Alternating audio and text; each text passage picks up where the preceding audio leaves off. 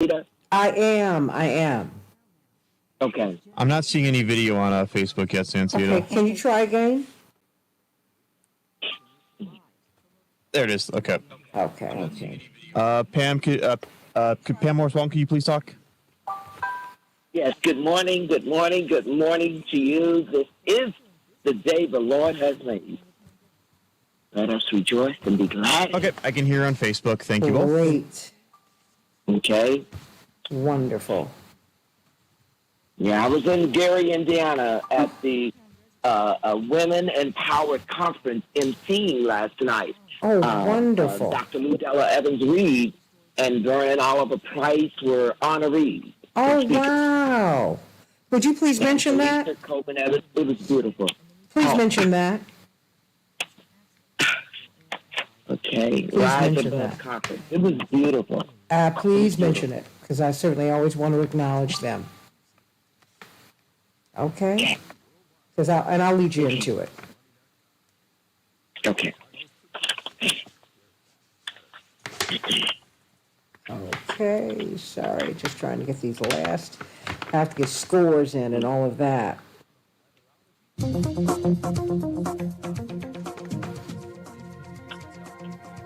Oh.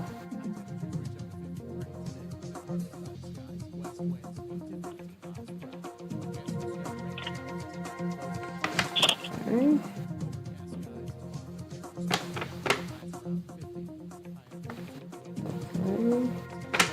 Get that. Oh, and both my parents send their love to you. Thank you. Thank you. Thank you. I love them. Oh, they love you.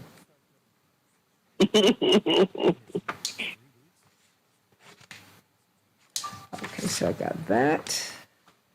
Excuse me, I need to check one other source.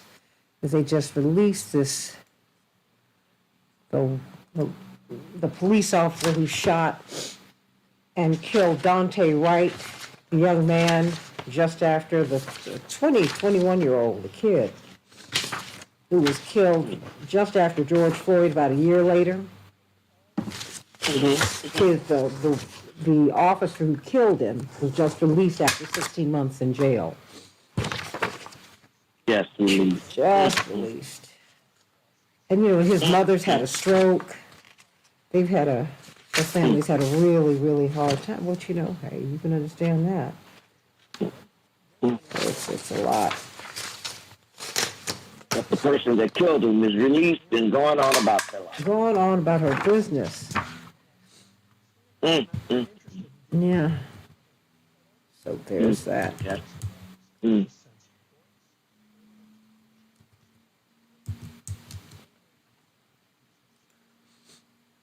Okay, and if I could hear something. Are you a disabled? Okay, thank you so much. I always just have to make sure. For sure.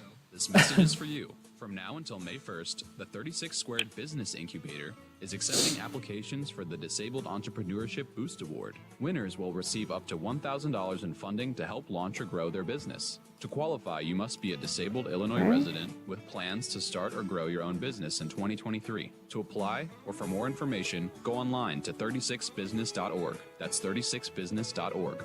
Because facts matter. You are listening to WCPT 820. Welcome to the Inclusive Voice with your host, my Pam Lord. McElvain. Get some coffee, and here we have our leaders and trailblazers this morning. And we're going to have a conversation once again about impactful change. We've come so far with race and racism in America, but we have so much further to go when you think about some of the racial incidents that we witnessed in our country, like slavery, civil rights, to the death of George Floyd and so many others. The Inclusive Voice with Pam McElvain. Saturday at 7 a.m. Okay. I'm Dr. Anthony Lazarus, and this is Climate Connections. For 19-year-old Danielle Frank, California's Trinity River is a cultural lifeline. We are water people, we are river people. We believe that when our river drains and there is no more water left, we will no longer be here. Frank is a Hopi Are you tribe okay? member and Yurok descendant. Mm-hmm. Oh, okay. Please. Okay. Our river has been I impact should on have health for 60 seconds. The river Okay. Indiana, Thank water from you. the Trinity is often Let me diverted pull to the this Central up. Valley. Frank says those diversions, combined with droughts and global warming, are causing fish kills. the water levels are dropping so low that the water temperatures are skyrocketing Okay. to salmon. Not only can they not You know thrive what? Is it possible to give me one more minute? survive in these areas. If not, that's One more? okay. Sure. Yeah, I can give you one more minute. Okay, appreciate that. Coordinator for the nonprofit I State just Health found this and I Fund, need Frank this. helps young people maintain their connection to the river and learn how to influence all of us. We only get to continue living the way that we're meant to if our rivers are running freely, if our salmon are still there in our communities, and if we understand the way that these decisions are made and we can influence. Climate Connections is produced by the Yale Center for Environmental Communication. To hear more stories like this, visit climateconnections.org. Whew, okay, just about. Okay. All right, 1 minute. Okay, thank you so much. Just a little heads up before something bad happens.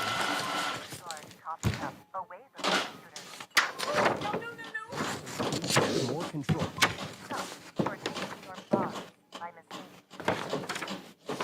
Well, life doesn't always give you time to change the outcome, but diabetes does. Pre-diagnosis and a few healthy changes. Okay, all right, everybody, let's have a great show. Smoking and eating healthier, you can stop pre-diabetes before it leads to type 2 diabetes. It's easy to learn your risk. Take a 1-minute test today at doihaveprediabetes.org. Don't wait. You have the power to change the outcome. 10 seconds. Okay. Prediabetes.org today. That's doihaveprediabetes.org. Brought to you by the Ad Council and its Prediabetes Awareness Partner. We can change the world, change the world, change the world. Oh, yes, we can. We can change the world, we can change the world, change the world. This is the Santita Jackson Show. And hate to a place of love, it's not too late. Gotta save the children, we can't wait. Let's change the world. I am dreaming. Hey, everybody, welcome to the Santita Jackson Show. Getting a little bit of an echo here, but I'm so glad to be with you today on Monday, everybody. Monday, the last week in April. We're almost in May, everybody. Monday, April 24th, 2023. I am Santita Jackson. It's a joy to be with you today. Of course, you hear my printer going. You know, I'm always looking for stories for you. Because we're going to be talking with Congressman Jonathan Jackson and with Texas Harris County Commissioner Rodney Ellis and Robert Patillo and Dwight McKee and you about President Biden.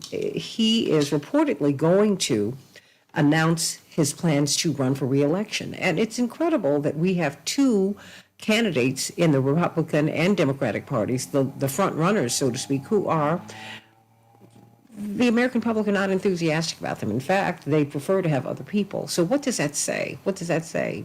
Who's leading whom? Is the party leading us or are we leading the parties? Let's talk about that. Call me at 773-763-9278, 773-763-WCPT. Do you think that running for office is a good idea? What do you think? Call me at 773-763-9278. Or should we open up the process and let other people run? And why are they ignoring Robert Kennedy Jr., who's polling at 14%? I mean, as someone who's running up against a headwind, those numbers are not insignificant. So let's talk about this today. And then we're going to be looking at Sudan. It's very interesting to me that Sudan is getting this kind of attention. We typically don't pay this much attention to an African nation. We pay this much attention to Europe. Why is that? Well, it is one of the most mineral-rich countries on earth. Indeed, it aims to be the top producer of gold in the world. So we're going to be talking with Ekwete, one of the leading voices and really African experts in the world. We're going to be talking with him about that. And then he wants to pivot to Prince Charles. You know, he said, what will Prince Charles, King Charles III, what will that mean? What does that mean? What does it mean for him to become king? It seems kind of anachronistic at this time, but what is a king? A king is not someone who's just using a scepter. They own a lot. Yeah, he is overseeing resources. So let's talk about this. I want you to meet my morning stars here on WCPT 820, the nation's largest progressive talk radio station, and AM 950 radio, the voice of progressive Minnesota. And meet my morning stars on the Santita Jackson Show YouTube channel, the Santita Jackson Show YouTube channel, and Santita Jackson and Friends. That's my Facebook page, everybody. Please go there. Please like and subscribe on the Santita Jackson Show YouTube channel, and like and share this show, everybody. Barbara, Mark, Francis, everybody, please like and share the show, I hope you all have had a wonderful weekend. Robert, Andre, like and share the show. Linear Bob, just share it with at least one person right now, please. Put it on your timelines. 773-763-9278, 773-763-WCPT.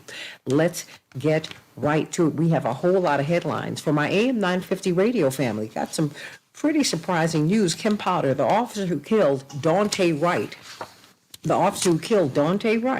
and we remember this a couple of years ago. She was sentenced to 2 years for killing Daunte Wright while attempting to take him into custody in the Twin Cities suburb of Brooklyn Center. Well, guess what? She served 16 months and she is out today.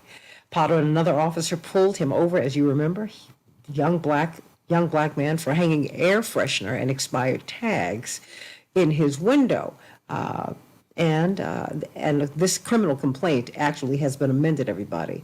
They tried to take him into custody over a separate arrest warrant, and they shot him. She said, taser, taser, taser, remember that? And she mistakenly was holding her gun and shot him several times, killing him. As his mother listened. Wow. His mother, just so that you know, the Daunte Wright's family have had a really tough time since his killing. In fact, his mother has had a stroke. Everybody, pray for that family. You know, he wasn't the only one shot that day.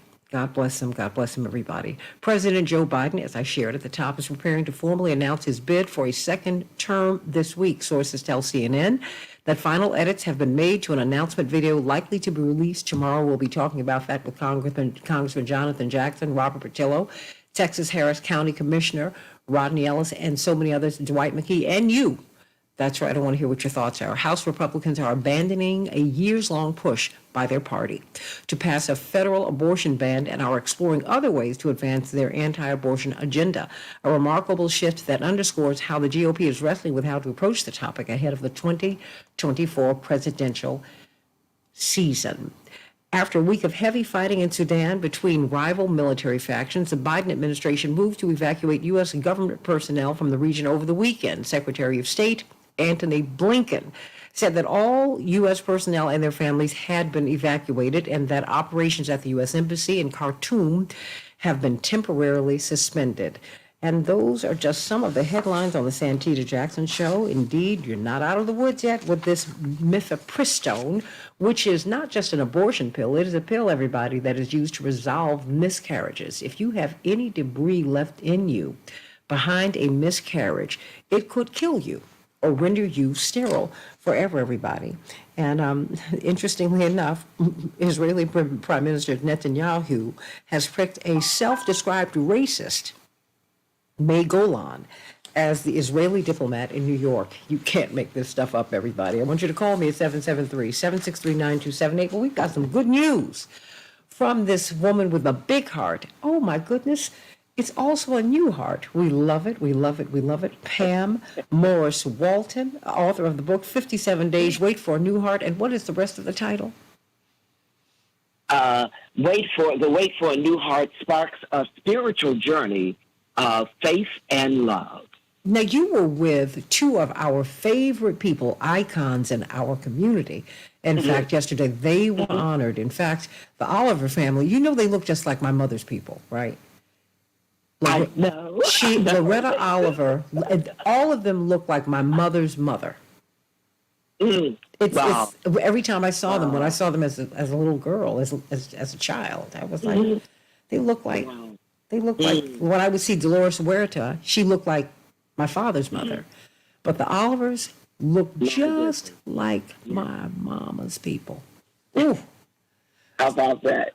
And so what happened yesterday? It turns out they were honored, as was Aunt Ludella. Ludella Evans-Reed. Mama Lou. Mama Lou. Dr. Ludella Evans Reed. Yes, yes. I actually, to share with everybody, first of all, good morning.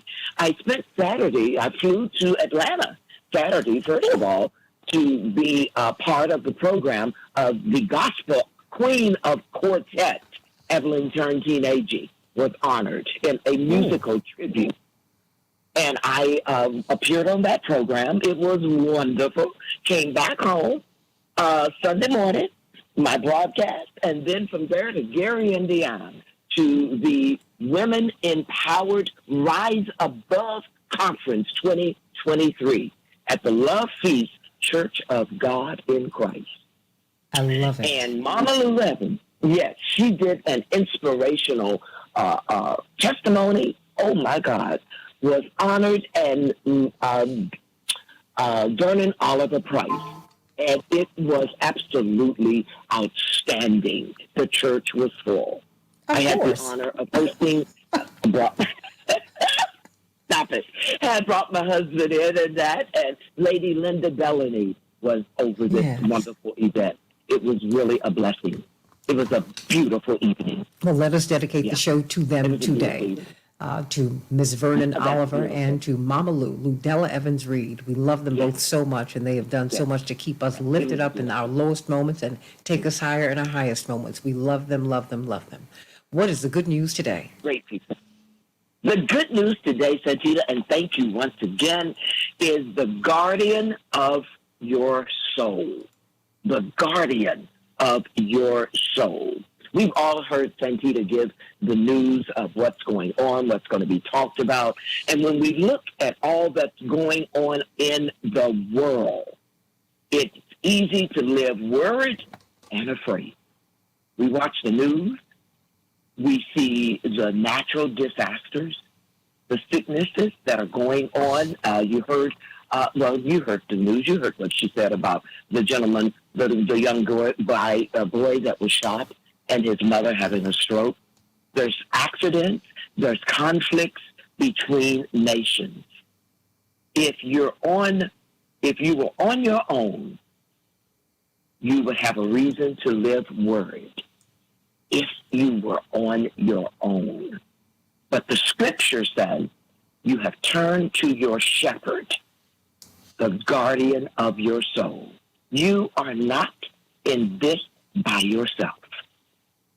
You have a protector, a defender, and a deliverer. The Most High God is the guardian of your soul, my soul. When God breathed life into you, he didn't just put you on the earth and say, good luck, you're on your own. He did not say that. God has a shield around you. He knows how to keep harm away. And if it does come, he knows how to heal you. I'm a living witness. He's a healer. He knows how to restore what was taken or broken. Nothing can snatch you out of God's hand because he's the guardian of your soul. You're in the palms of his hand.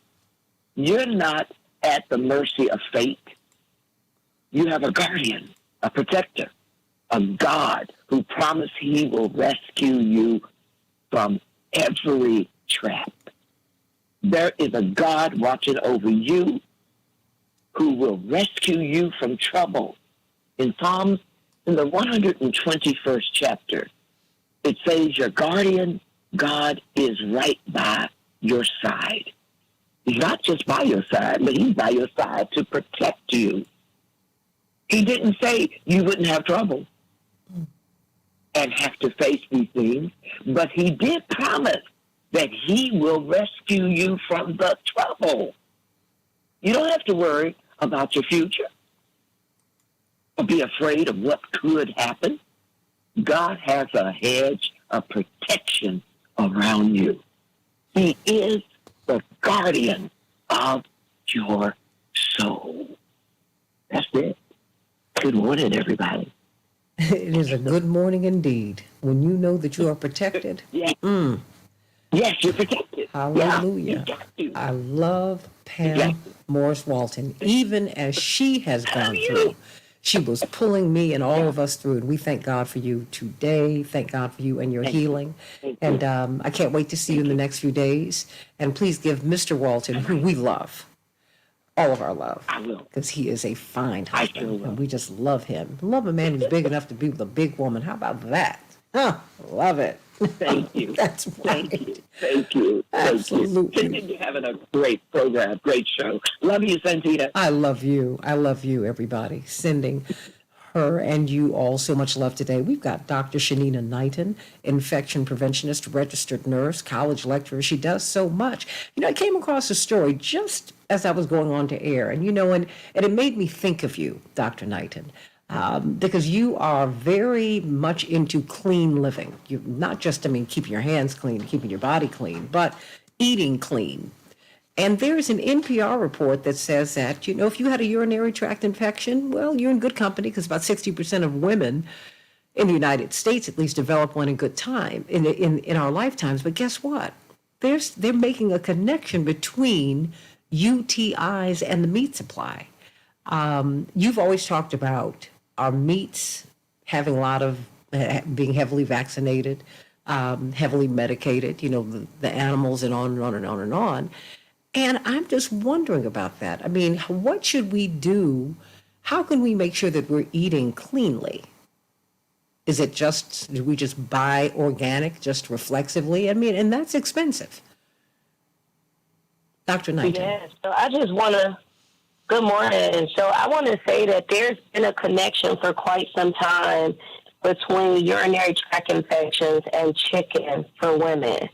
So I know that has been a thing. I know that, of course, there are, let's say, new reports that are coming out in regards to, let's say, foodborne E. coli strains. But I just want to point out that the connection between chicken and UTIs has been there for some time now. The other thing, too, Santita, and I know that there is that connection, I wouldn't say that it's necessarily because of vaccines when it comes to the meat. But more so us really thinking about that saying, you are what you eat. And so we may tend to, I would say, minimize that, downplay that, or not really understand what that means. But when you are consuming something that you're not sure about, let's say, the sugar content that it may have consumed, you're not thinking about the diseases. And as you mentioned, I've talked about this for quite some time now, just the fact that, yes, when you are consuming the animals, so many people have been like, okay, well, I don't want to be vaccinated, or I don't want to have this and that. And I'm like, 9 times out of 10, you've already been vaccinated by way of your food. Maybe not in the way that you think about it, but there's a lot of things, leptospirosis. I could go through so many different diseases and illnesses that meat has, that in order for it to be able to reach our plate, it has to undergo extensive treatment in order to be safe to consume.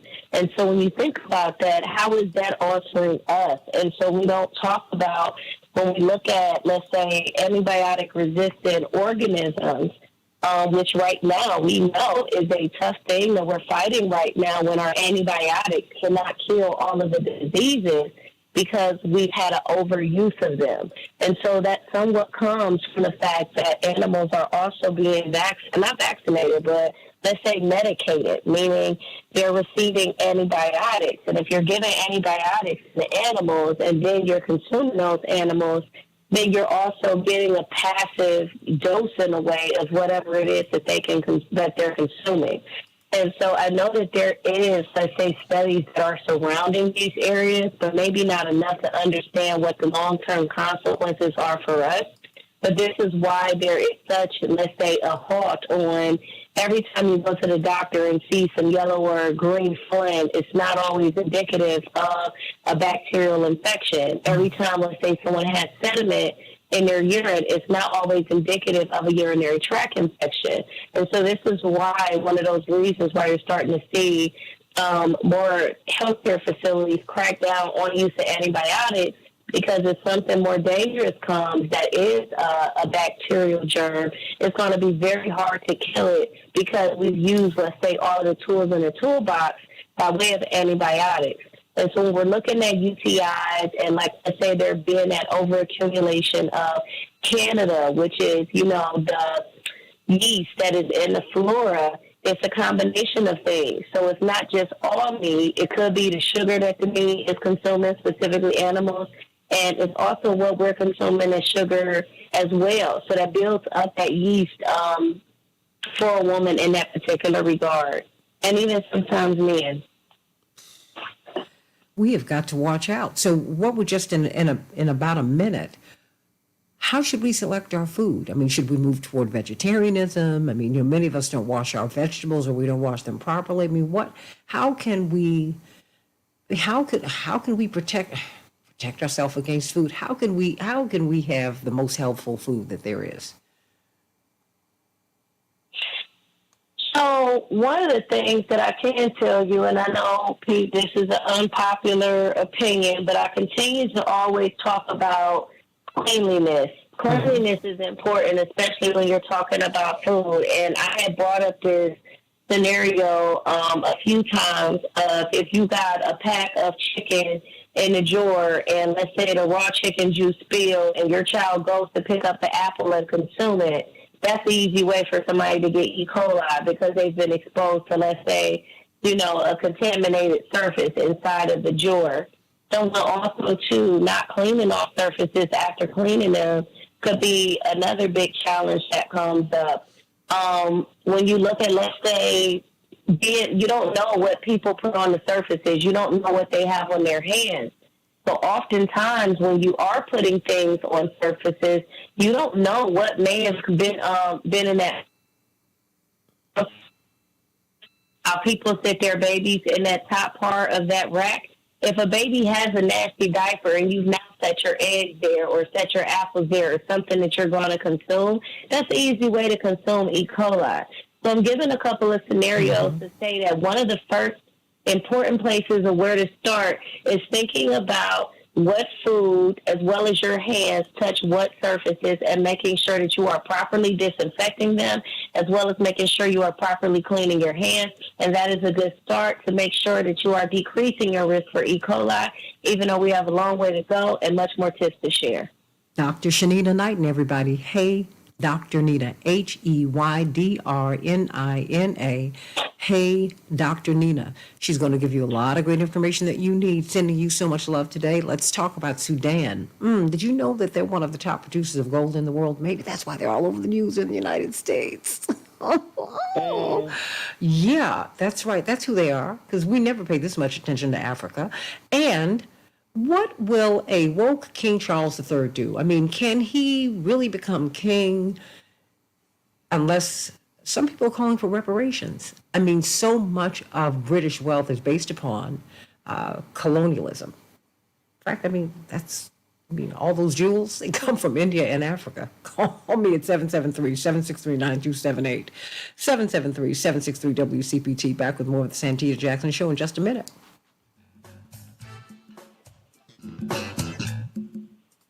Hey, Stanley, how you doing? Hey, girlie, how are you? I'm doing good. How are you? Oh, whew. I'm doing well. Just yesterday, your body does, I'm just clear that your body is going to get what it needs. Yesterday, I came home and fell asleep.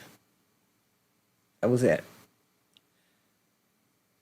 I'm just, that was all there was to it. I mean, just exhausted. Just, ooh. But I mean, and not, and actually when I got up, I felt rested. So I said, there's something to this rest thing. So I'm going to have to really. Yeah, see, look, and that's the whole thing. Like, to your point, it won't lie. It'll tell you in a minute, like, oh, you ain't get enough rest. Let me help you out. Oh my gosh, and I'm feeling it. I'm feeling it, and I feel it today because I feel so refreshed today. So let me put this. Let this woman out of jail. Okay, so let me do that. Sorry, hon. Okay. And so I got that. Sending Niakwete through. Okay. Mr. Aquete, Good morning, my sister. I just send you so much love today. Same from here. I hope everyone is doing well. Oh, absolutely. I don't know if I've introduced you to this young woman before, but she's one of the few infection preventionists in the world. We need to get her over to the continent. Okay. Young black woman who, Dr. Shanina Knighton, and she's been a college lecturer. She's a registered nurse. She's got her PhD. She's an infection preventionist, someone who should have been at the front of the conversation as we were going into the pandemic, because there's so much information that she has for us that can keep us, it's not just COVID. You've got Ebola. You've got all kinds of viruses. And she really is someone we need to begin to champion and get out here with our people. Very, very important for people to know who she is. It's my pleasure to meet the doctor. I am going to introduce you to her. And of course, I pulled all these wonderful stories on King Charles III. Yes, I'm looking forward to that. They're doing the date next week, Saturday, but we'll get to that later. Absolutely. And I do want to connect with Congressman Jackson's office. Well, stay with me. Stay with me at the top of the show because he's going to be coming on, and so I can at least connect you to him that way. Okay, thank you so much. And then just so that you can say hey, and then from there I will reach out to his office today. Okay. Thank you so much for having me on. It's an honor. I'll get out of here. You're home here. You're going to say whatever you're going to say. We might disagree, and I'm still going to love my Niakwete. And my parents send their love to you. It's mutual. Yes, and I send mine doubly to them.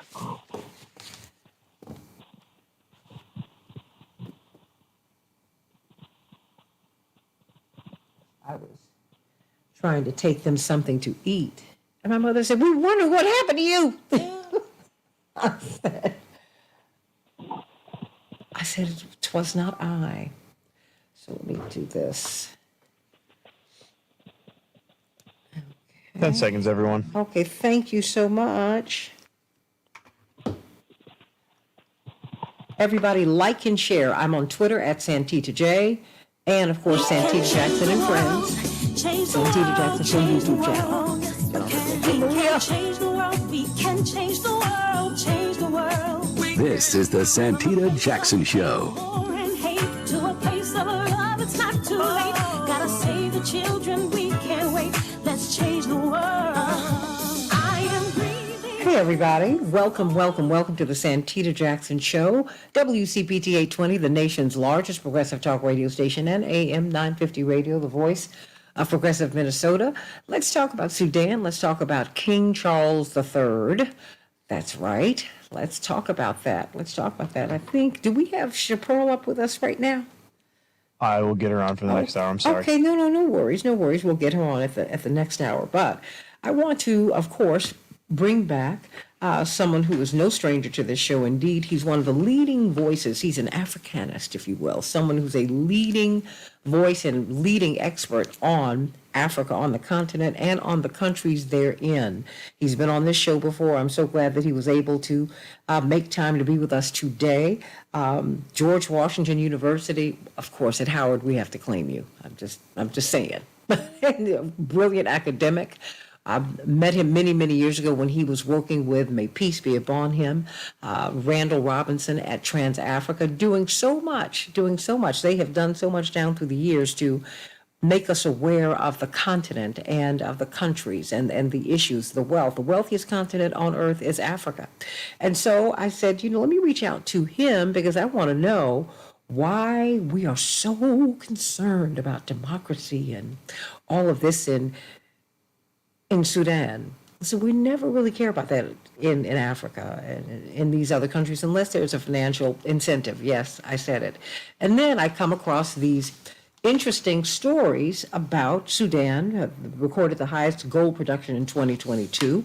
Indeed, they're aiming to become the next major gold mining destination in the world. And of course, New York Times headline is "War Rages in Sudan. Countries are angling for an advantage," because they too want to get in with Sudan. And in different countries in Africa. So let's talk about that. But then we're going to make a pivot, because this is something, so much of the mischief in Africa has been stirred by the European powers, and preeminent among them, you would have to say France, you would have to say England, the British Empire. And so we're going to be talking about what King Charles will mean, and we'll be having that conversation going forward as he goes to be coronated on May 6th. But first, welcome back to the show, and let us talk about Sudan. Where is it? What is it? I mean, major gold mining destination for the world. My goodness. What is in Sudan? Why are we so concerned with Sudan? Good morning. Good morning. Thanks for having me. Yes, Sudan is a very pivotal country in Africa. Yes, it has a lot of gold. The gold has become even more important because the gold is in the western part of Sudan, which is called the region called Darfur. Now, before 2011, Sudan, southern Sudan, which is got its independence for various reasons, including religion and ethnicity, because northern Sudan sees itself very much as part of the Muslim Arab world, and it has, it abuts the portions of the Red Sea. So it sees itself as very much a part of the Middle East, and it is Muslim. The southern part, which extends all the way south to Central Africa republics close to Congo and Chad, they seceded for a lot. Because they've had a problem with being governed and religious intolerance and religious clash. So anyway, long story short, South Sudan became independent, and until then, Sudan had a lot of oil, but all the oil was in the south. So once the south became independent, what we now call Sudan, which is, if you want to, myself, northern Sudan with the capital in Khartoum, they became even more dependent on gold, which is in the western part called Darfur. And then these two generals that are fighting now, General Burhan, the head of the normal military, and then you've got a militia that was created by the previous military dictator, Omar al-Bashir. He created this rapid reaction force to try first to crush rebellion in Darfur, and then to make sure that the military doesn't overthrow him, because he himself had come to power by overthrowing other governments. So he created this other counterbalance. But of course, that did not save him. Sudan is a very complex country with a complex history. Omar Bashir himself was indicted because of crimes committed in Darfur, crimes against humanity. He was indicted to go in front of the ICC, but they wouldn't send him there until they decided, these two generals under him overthrew him and took over. But one of the most uplifting things about Sudan, and we'll get to the economy in a second, but I think the politics of it is so important. People in Sudan, particularly led by some amazing, brilliant women, had always been fighting the Sudanese military dictators because, it is often said that the first country in sub-Saharan Africa to gain its independence was Ghana in 1957. Dr. King was there. In actual fact, if you consider Sudan as part of sub-Saharan Africa, they got their independence in 1956. But they have had very few civilian politicians elected. They have had a string of military dictators, one overthrowing the other. So the military have governed Sudan all this time. And for me, the significance of that is it sits with North Africa. If you look across North Africa, all the way from Mauritania, all the way to Sudan, you will not find a civilian government that was fairly elected and that's run the country well. I guess the one that comes closest now is Tunisia, but Tunisia is having big problems. So all across, how I read it is the global powers, including the United States, they don't want democracy in North Africa because they are afraid of the sentiment of the people remembering what has been done to their societies. And there's also the whole question of religious clash because the West, of course, is mainly Christian and the Middle East is mainly Muslim. So all of this plays into it. Now, to get back to Sudan, yes, they now depend more on gold. One of the generals fighting, General Dagalo, the number 2, who's now fighting the number 1, he came out of Chad and out of Darfur, and that's where the gold is. And even when they had oil, he and his brother were focusing on digging gold and exporting it, taking out sometimes illegally into the Middle East. He supplied troops into the war in Yemen. And so for all of those reasons, now that they got rid of Omar Bashir, they threw him under the bus, their former boss, and the two of them sort of had a marriage of convenience, but now it's come into the open and they are fighting. And for me, the heartbreak is, I feel that the United States should have supported the democratic forces, these civilians who had always insisted that they want to elect their own government. And they, again and again and again, I must stress, they are being led by some brilliant, courageous women who have been in the streets. But only a few years ago, U.S. officials were saying, no, for you to say that the military should get out of politics is too much. So let the military be in front, but you can let the military control the whole system, but we will have a civilian prime minister in front. And, of course, these two generals then overthrew the man that they had appointed, Prime Minister Hamdok. They overthrew him because over and over it's like, well, you are just a figurehead. We, the military, are going to run this. And I have to stress again, all across the Middle East, and Sudan fits into this, the big powers in the Middle East and in the West, they don't want a democratic government because they are afraid of the people. To me, that's the crux of the matter, and it's heartbreaking because what Africa needs, what Sudan needs, is the people pushing to elect their own leaders. And once the leaders are elected, that's only the beginning. That's when the hard work begins. Because if they don't perform, you throw the rascals out, you vote in new ones. But global powers are just afraid of the people of Sudan. They are afraid of the people of the Middle East. So again, I will stress, all across, they want dictators that they can manipulate, dictators that listen to them. What they hate the most are dictators that will not listen to them or leaders who have strong religious fervor, which would happen to be Muslim fervor, and therefore they are scared of them.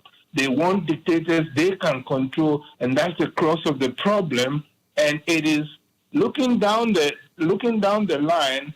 I have to confess that I am not very hopeful because these two militaries that are fighting now, they have a lot of different supporters and they have a lot of resources. So it doesn't look like the fight is going to end soon, and it doesn't look like they are going to compromise. So one side has to win. But even if that wins, that will still be, the military will still be very strong, whereas what Sudan needs is civilian governance with accountability, with transparency, so that people can move forward. But yes, the issue of the gold is key, and a lot of countries in the Middle East and even farther afield in Europe want that gold.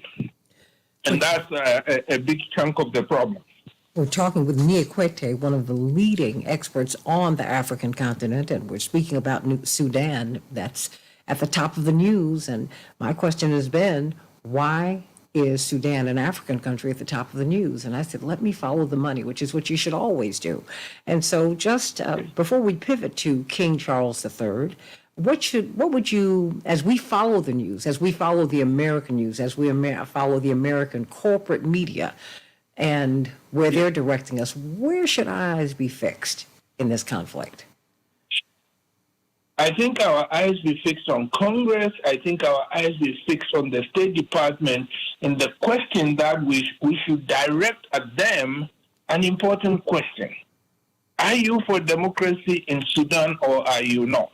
In fact, in the larger scheme of things, if you allow me, and I know we have to talk about King Charles, so we will need to get there very quickly. But if we glance quickly at Ukraine and Russia, you know, President Biden has been making the case that, in fact, what is happening, and if you throw in China, is that we are going through a new world order. It is the democracies versus the autocracies. And they've been pushing Africans to say, hey, you need to choose the democratic side because autocracy is not good for you.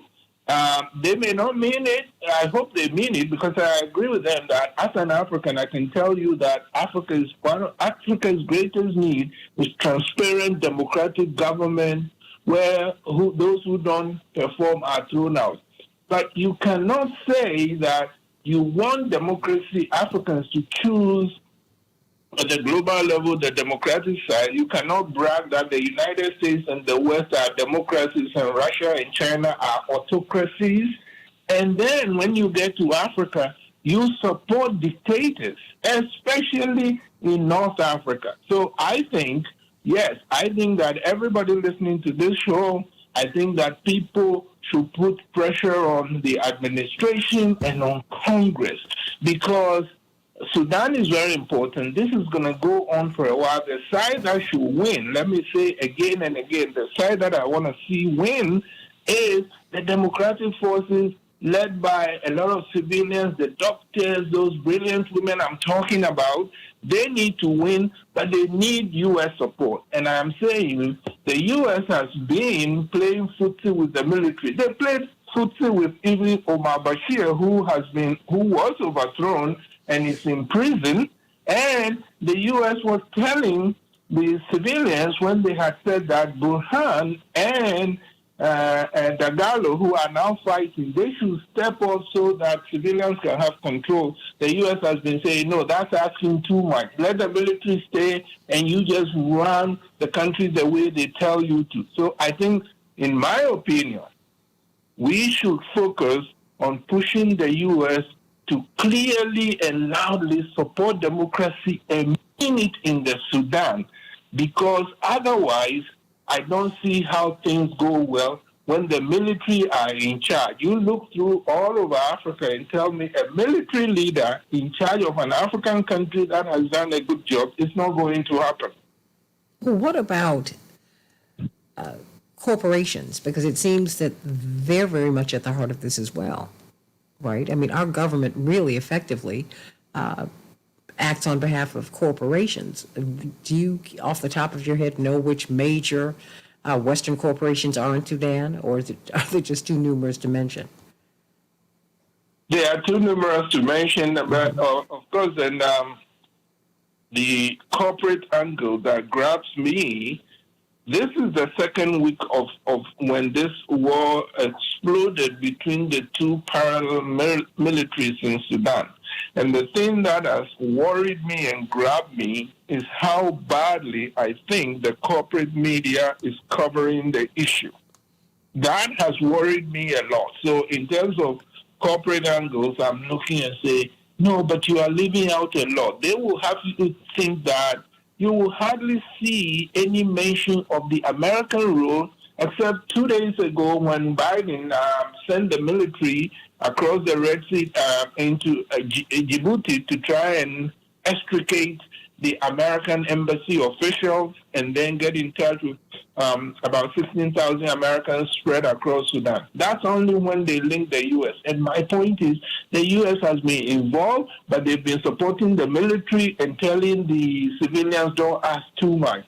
So in terms of the corporate involvement, I have to do more of my research. There are too many to mention, but I know you and I have talked about this. The corporate media, the way they misreport the news, it is glaring in this Sudanese case. We're talking with Nia Quete about Sudan, everybody. Have you been curious about it? I know I have been. We're going to revisit Sudan, and because that is in the news. We have a lot of dual national Sudanese Americans who are there, a lot of people who are still there, and we certainly want them out. But we also have corporations that are there. And we need to know what's going on, because if we're going to send our troops in, or, privately or publicly, we need to know. And you need to know wherever there is trouble in the world. Just very, very quickly. Hey, Jarvis. Hey, Renee. Hi, Dave. Hey, Linear Bob. Sending you all much love. Andre. Everybody like and share, like and share, like and share. We're going to have Congressman Jonathan Jackson coming up in just a few minutes as we talk about the Biden 2024. Most Americans don't want him. They want neither him nor Trump, yet they're running and they're at the front of the pack. How does that work? But, we're going to have to revisit this ip over and over and over again as we talk about King Charles, because when I called you yesterday, I said I wanted to talk about Sudan. You said, but my sister, I just love your voice. You said, we've got to talk about King Charles III, because that is at the heart of so much of what we're seeing in Africa and India, and when you go around the world, and China. I mean, they have left a bad taste in a lot of mouths. And so people are wondering now about reparations. How will a woke King Charles, if anyone has watched The Crown, if anyone has listened to him down through the years, he's a fairly progressive guy. But, being a king and being a princess and being part of a royal family means you have ownership. Let's just be very clear. It's not just about the crown that you wear. It's about the fact that you own land. You own resources. You control currencies because you are the currency. What will I know we're going to be talking about this moving forward. What is the point of having a king in 2024? What will King Charles III mean? Who is he? What is he? Well, I think that is a great question, because in my opinion, but of course, I am not British. In fact, one of the things that I do resent, if you permit a quick personal linkage, I was born in Ghana. Ghana used to be a British colony called the Gold Coast. I am telling everybody, Saturday when King Charles is to be coronated, I bet you he's not going to drive to the coronation in a car. He will be in a carriage. That carriage is festooned with gold. And I will further bet you that gold comes mostly from Ghana and South Africa. Okay? So the British Empire and all these European empires that colonized Africa, they did a lot of terrible things, including extract the resources. So for me, part of, I don't understand. That's my link with the British. And I was born before Ghana became independent. So when I was born, I was not a citizen. I was a subject of the British Empire. I resent that. They took our gold. They took so many things. They did so much damage to my country and my continent. But the question of what is the point of having a king? I think that's for the British. And from the way I see it, there is actually a struggle. Right now, I think those who are saying we should be fully democratic, because you cannot be a democracy and a monarchy and an empire at the same time. But I think they are those who want true democracy in Britain, I'm an outside observer, and I think they are the smaller group. King Charles, I think, is trying to split the difference, okay, trying to say, oh, okay, I'm going to be a bit more progressive. Now, to give him his due, ever since he was a young man, he has been talking about the environment, okay? And I think when to let the cat out of the bag in our conversation yesterday, we also said, look, we have to talk about the environment and climate change. So hopefully on another show, we'll get there. Yes, he has been upfront on that. But the rest of it, you are right. I mean, the monarchies of Europe, and most of them have disappeared. Famously, the French got rid of their royalty. The British kept theirs, and they've been taking away some of the power. But the wealth remains, and the land, as you mentioned, remains. And because the call for reparations has been so strong from the Caribbean, and because of the George Floyd phenomenon here, which again galvanized the world, which is like, to me, I have lost count of how many times amazing work by the African American community in the United States has actually democratized and pushed the U.S. in a better direction and beyond the U.S.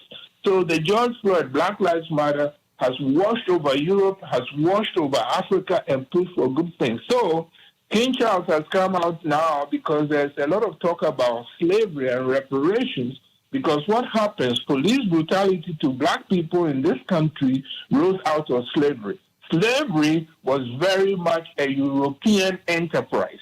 It made Europe rich. They started there. They went to Africa, kidnapped people, and brought them over after dumping a lot of them in the Atlantic. Okay, so slavery links the United States and Europe. And so now, King Charles, just a few days ago, he signaled that, okay, he thinks that there should be research to see how closely linked the royal family, his royal family, was linked to slavery.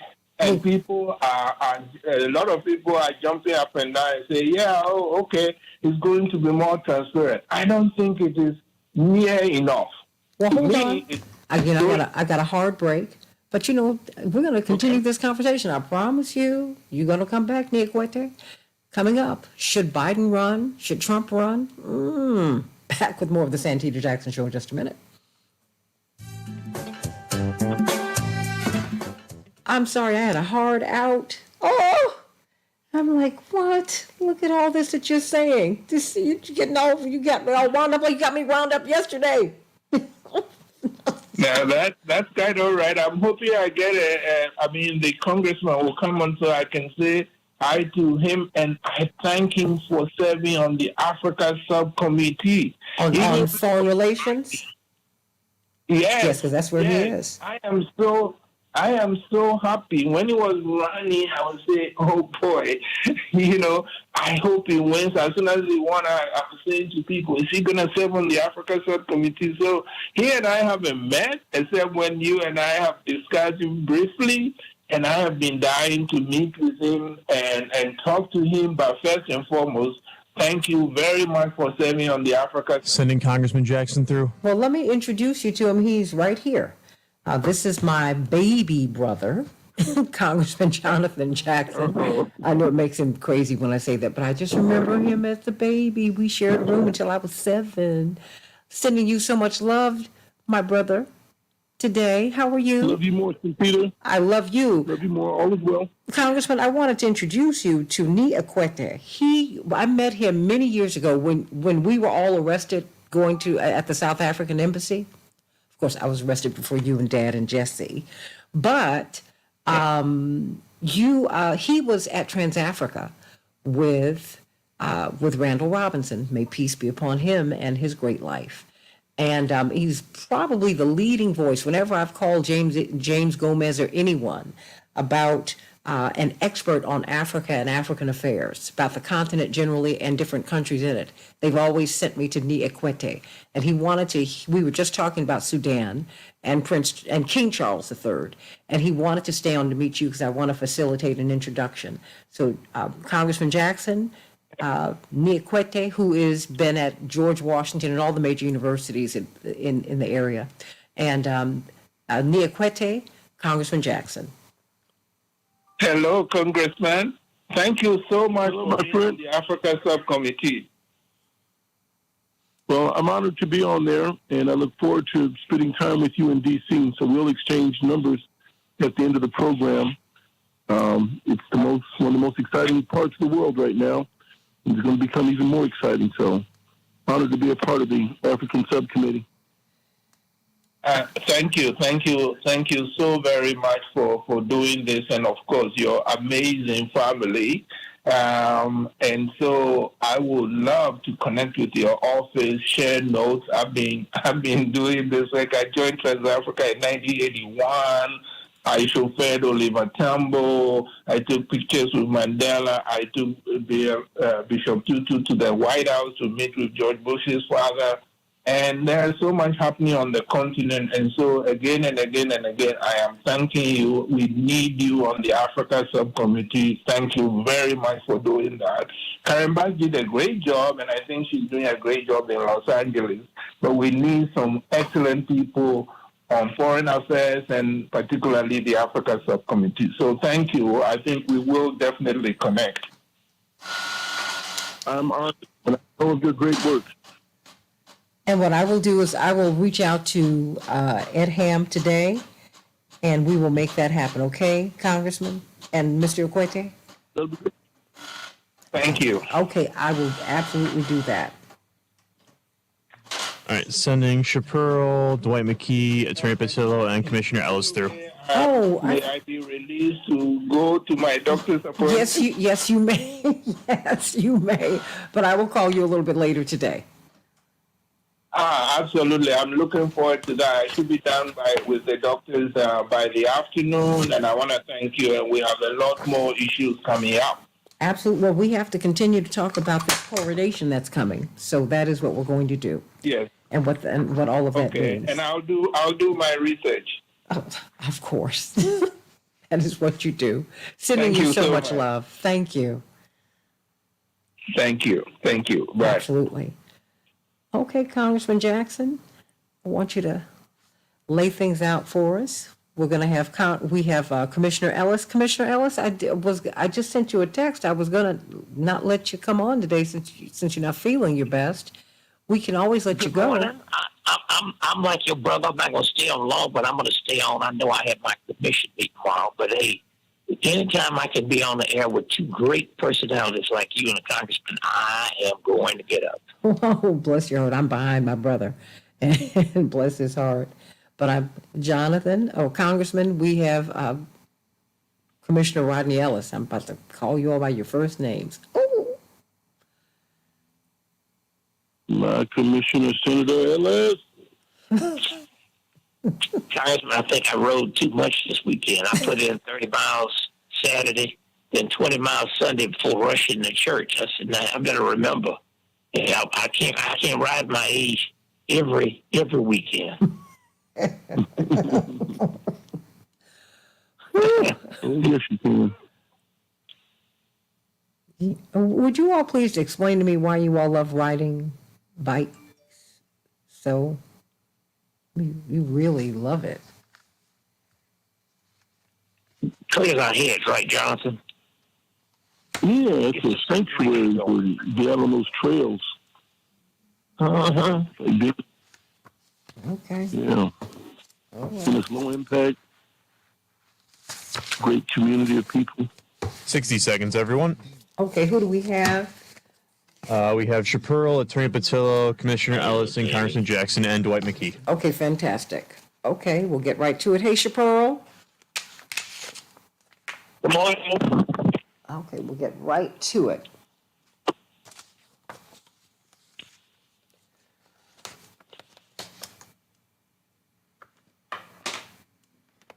Pearl, I can't believe you didn't say anything to Congressman Jackson.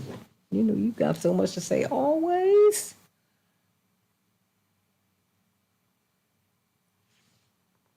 Okay, we're coming up.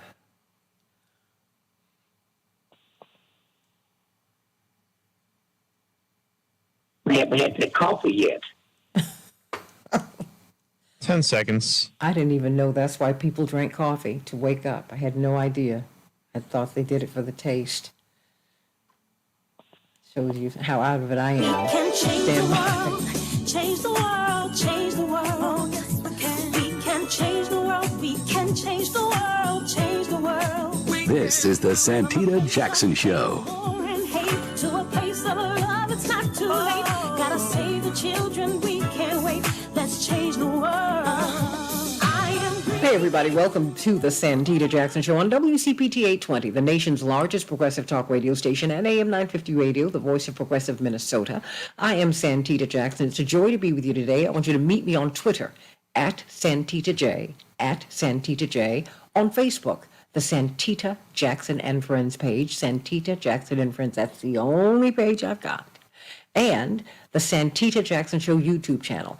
Please do me a favor. Facebook reached out to me. They want you to join my Santita Jackson Show YouTube channel. Please join it. Please like and subscribe. Please, please, please, please do that. And of course, we're streaming on WCPT820.com and AM950radio.com. What is going on, everybody? People want to talk about President Biden.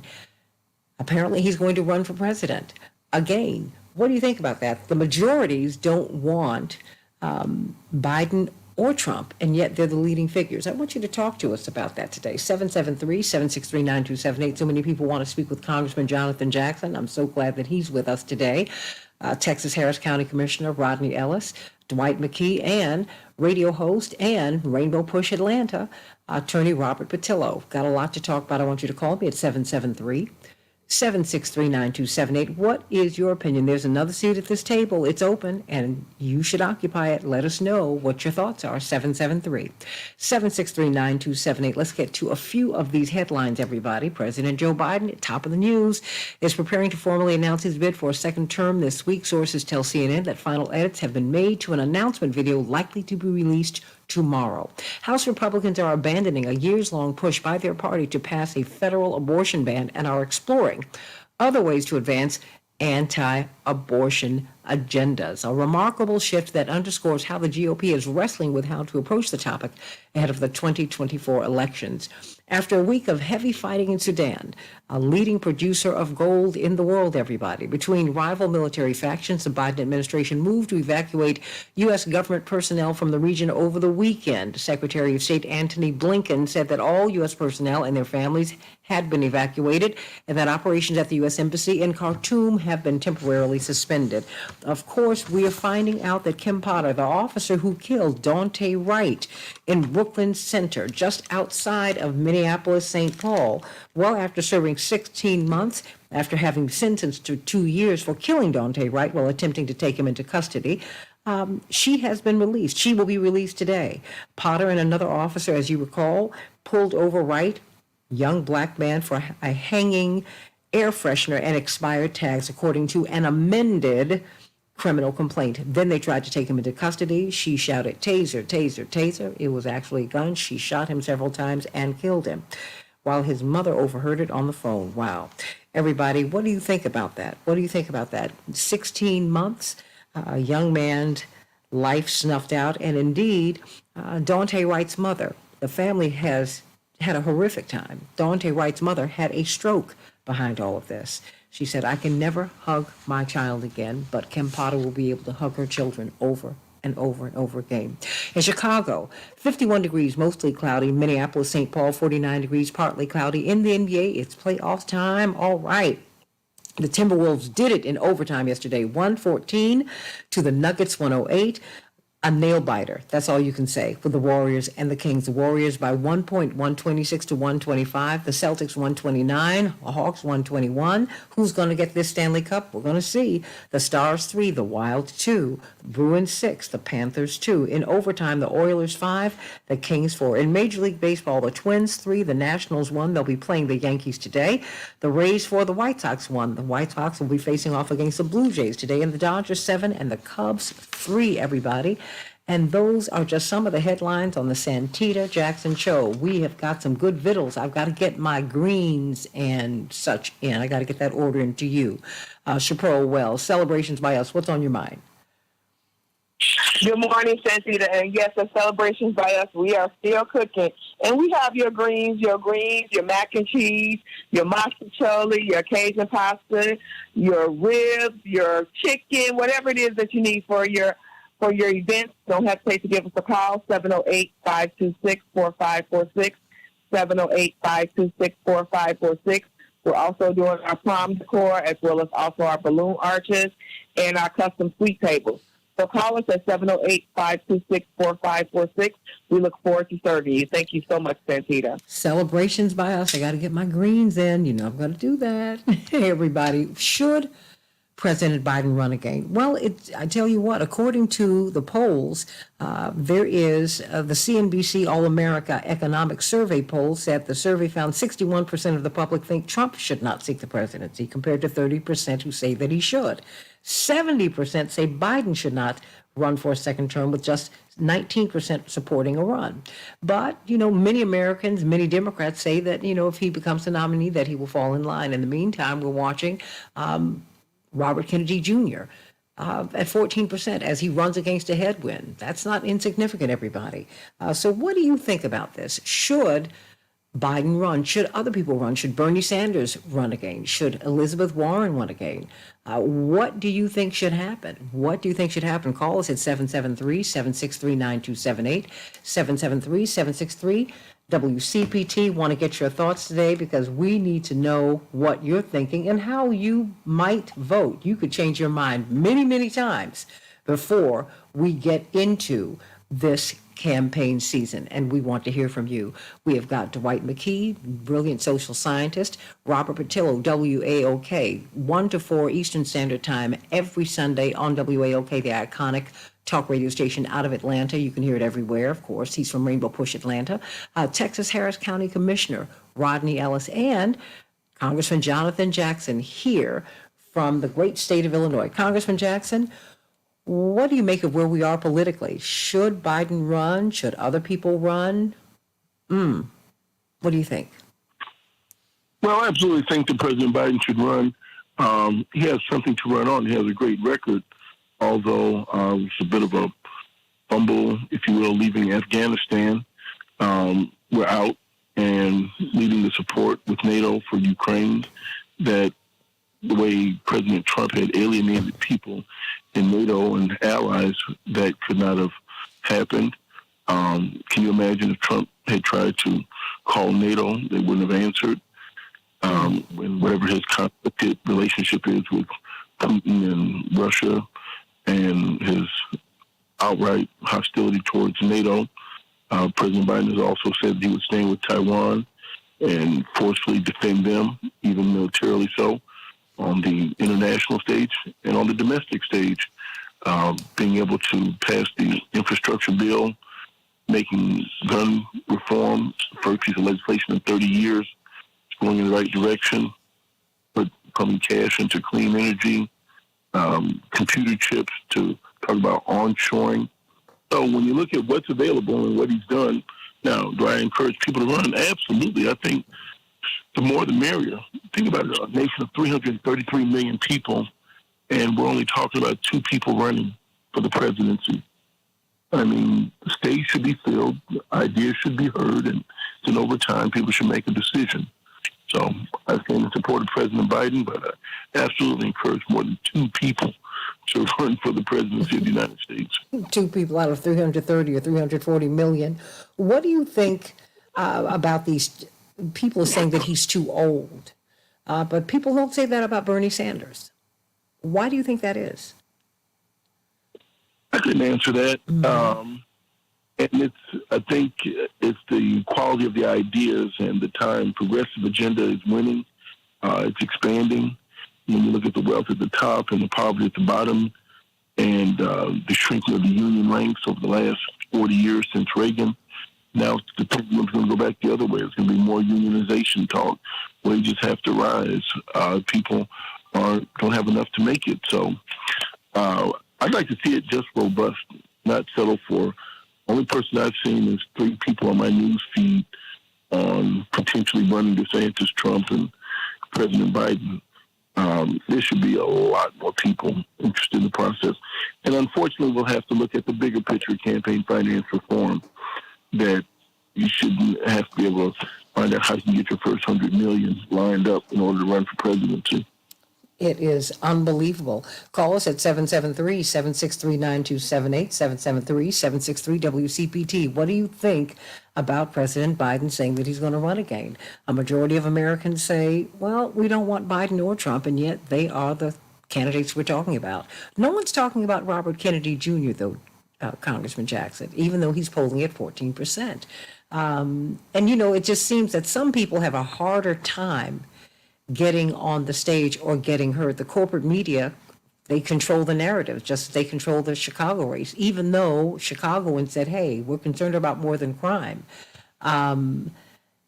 It's trying to fight through the corporate media. We've seen this before, of course, when our father ran for president. Just you have to fight through the corporate media to get to the people on one level. So what would you recommend that a candidate do? Mm-hmm. Hey, that's the beautiful part about social media.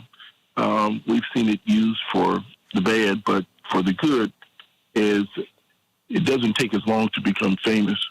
And so ideas can get out, and there are platforms that can be levered to get your information out. So their stranglehold in some ways is loosening. Thank goodness that you can, what Mr. Mayor Johnson did, for example, it was at 1% name recognition, 2% name recognition visibility in January. And then by the end of April, beginning of April, he was at 20% and ultimately ended up getting 51% of the vote. And so that was unheard of 10 years ago, 20 years ago, to be able to rise up in a media market like Chicago, being outspent 2-1 by the opponent of people power. Same thing happened with Karen Bass, Mayor Bass in Los Angeles. She was outspent 10-1. But thank goodness social media that the most money doesn't necessarily win. Congressman Jonathan Jackson, everybody, let's pivot over to you, Texas Harris County Commissioner. Of course, Houston is part of your territory.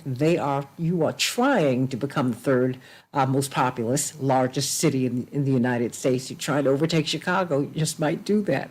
What do you make of the majority of Americans who want neither Biden nor Trump? I mean, what do you think? Should Biden be running, or do you think it would be right for him to step aside, or do you think that's just the wrong approach overall? I'm glad that President Biden's going to run again. Most people don't, as you know, step away from the presidency. Usually, if they don't run, it's because they're convinced they can't win, or there's some health reason, or some other challenge comes up. Most powerful position in the country, clearly one of the most powerful, if not the most powerful in the world. People who are interested in public service, for whatever reason, whether it's the right or the left, it's very difficult to walk away from it. Looks like he's assembling a very good team to run his campaign. He has all of the powers of incumbency. As Congressman Jackson said, he has a very impressive record to run on. It doesn't always filter out and get the attention it ought to get, but in some ways it rivals what happened during the Great Society. There's been a tremendous focus on equity in this administration during a very challenging time. I think that President Biden has effectively used the levers of his executive office. There are obviously restrictions, because you couldn't get rid of that filibuster when Democrats had the House and the Senate. Of course, now the Republicans have the House by a very thin margin. So with this assault on voting rights, refusal to focus on serious, reasonable gun control measures, you do have an opposition party that wants to be in power so bad, the Republicans, unlike the Democrats. The Democrats are out of power. We just didn't decide to put our heads in the sand and just be against everything just for the sake of trying to get back in power. But so a lot of that negativity in the polling data is a reflection of the fact that President Biden is the incumbent. And look, in government, most of us want action. We want it now. We don't realize that there's no one position somebody can be elected to in this country, and you can make all the changes that somebody wants overnight. But I was impressed as he's looking at Julie Chavez Rodriguez, the biggest campaign manager, and other things I'm reading about in the press. If it's a spirited primary on the Democratic side, although it's frustrating for the candidate, that helps build character. It helps motivate the troops. It helps get the issues out there. But I'm excited about him running, and I think he's going to be a very viable candidate for presidency of this country. Robert Patillo, your thoughts? Well, I think it's crucial for President Biden to get a better press team around him than he's had thus far, because as has been said, he has an absolutely amazing first term in office, and nobody knows about it. So just consider the following. In the last, let's say, 90 days, Secretary Blinken has negotiated a deal with the Philippines to expand U.S. military presence in the South China Sea, putting in place 4 new military installations, but previously President Duterte refused to give the United States with the new president of the Philippines, Marcos. One of the military bases is 420 miles from the Chinese mainland, allowing the U.S. to project power into that region that previously we did not have the ability to do. Right after that, you added Finland to NATO, right on the border of with Russia. It'd be as if, let's say, Canada joined the Central Security Treaty Organization and became an ally of Russia. I mean, we're now that close to St. Petersburg, that close to Moscow when it comes to expanding Western military forces. Concurrent with that, there was a diplomatic mission with Vice President Kamala Harris traveling throughout Africa to rebuild our alliances there after 4 years of having a president that called those countries S-hole countries. Well, now we're rebuilding our diplomatic bridges in those areas and putting humanitarian aid where it needs to go. Concurrent with that, President Biden has been able to re-solidify the U.S. banking system. Remember when Silicon Valley Bank went out of business and then Seagate Bank went out of business, and we thought there would be a run on the banks? We had decisive action through Secretary Yellen and the Biden administration to stabilize the banking system to prevent a 2008-style bank run. Indeed, if the same policies had been put in place by the Bush administration in 2008 that the Biden administration did in 2023, we could have avoided the Great Recession. That all happened in the last 90 days, and they haven't talked about it. Meanwhile, you have Republican candidates like Ron DeSantis running around going to war with Disney World because he thinks Mickey Mouse wants to make the kids gay. You have former President Trump running around campaigning on a victimhood tour, saying that the Manhattan DA is being mean to him, the Fulton County DA is being mean to him. He shouldn't be prosecuted for all the prostitutes he had sex with. I mean, it's kind of a ridiculous race when you put it down, but it all comes down to putting that campaign apparatus and that communications apparatus together so that the people know exactly what Biden is running on and how ridiculous it is, the people that he's running against. Dwight McKee? Is he too old? Is that even the right question? There go Robert confusing us with facts again. Okay. Oh, so what do you think? I think that he should run, but he should run in the primary. I think the more the merrier. I think both the Republican Party and the Democratic Party needs an infusion of new ideas and new energy, particularly the Democratic Party, because they have to appeal to a younger constituency, I think, this time to win. And even though the ideas and the programs that Biden has put in play has been pretty effective. I think that they're so conventional is that young people don't see them having a direct appeal to them. For example, a major issue for them would have been the forgiving the student debt. That even though Biden couldn't pull it off, I think he probably could put more energy in it.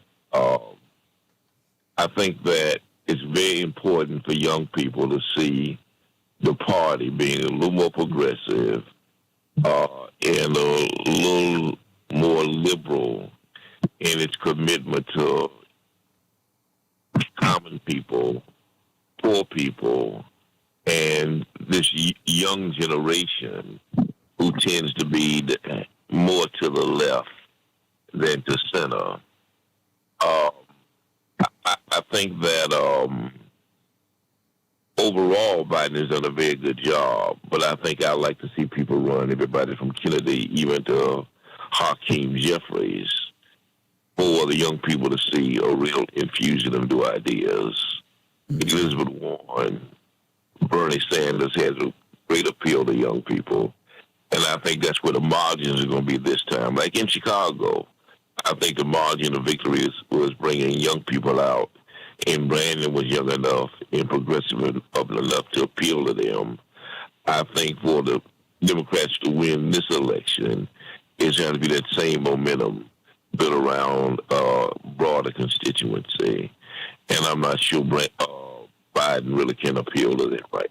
Well, I will give the last 90 seconds to you, Texas Harris County Commissioner Rodney Ellis, before you go, and rest your head today.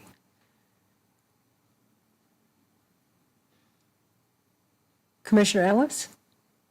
Well, okay. Says he's there. He might have had to step away because I knew he had a bit of a headache today, but he did not want to miss the opportunity to talk with Congressman Jonathan Jackson, who we have with us, Dwight McKee, and Attorney Robert Patillo, and you, 773-763-9278. Renee, I'm going to get you on the other side of the break, and everybody else, 773-763-9278. What do you think? Tracy, you just need to call in. You really, really do. Kathy, you need to call in. Wow, everybody, I want to hear what your thoughts are. Do you think we should have more people running? I mean, just getting people out into the marketplace of ideas. I think it would be much more exciting, and we get people engaged. I mean, Congressman Jackson, I think getting people engaged will drive up participation in the election process. I got 1 minute. Yeah, without a doubt. This current generation has to see themselves vertically integrated in the process. Kennedy started running in his 30s, Barack won in his 40s. So I think the presidential stage for the most powerful seat in the world ought to have a very vigorous amount of debate and participation. I think President Biden would stand tall. He has a record to run on, and also has the compassion. We've heard language this time in the administration talking about human infrastructure to rebuild our families. We've got mental illness that's running rampant in this nation. I mean, we say it in passing, but when you really think about it, that the leading cause of death amongst young children in our country now is gun violence. I mean, this is a manufactured instrument that's killing our children, and we can't make any appreciable legislation or movements in the Congress. To me, it blows my mind. It's unfathomable. And I talk to people, they seem nice and reasonable, and I say, is there any middle ground we can get on any sort of gun law reforms? And one of the Republicans told me, well, how many of those black guys don't have fathers at home, or the white children that have fathers at home? I'm talking about guns, and he's talking about families, talking about family structure. But I can't change the family structure. We can change the law to curtail the behavior. And the AR-15, you're going to hear more about it, but that's a code word. That's not a hunting rifle. That's a military-grade weapon. I mean, that's a code word for protect yourself. Hold that thought. What do you think, everybody? Let's talk presidential politics 2024. We're right here, the Santita Jackson Show. Back in just a minute.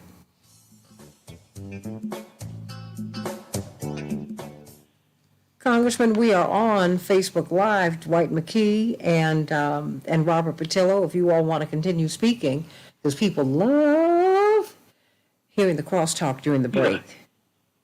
And I respect Robert Patel's right to have his guns, every last one of them.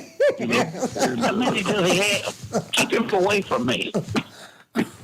Oh, you're still. Robert, don't come to the conference if you have any. Don't come.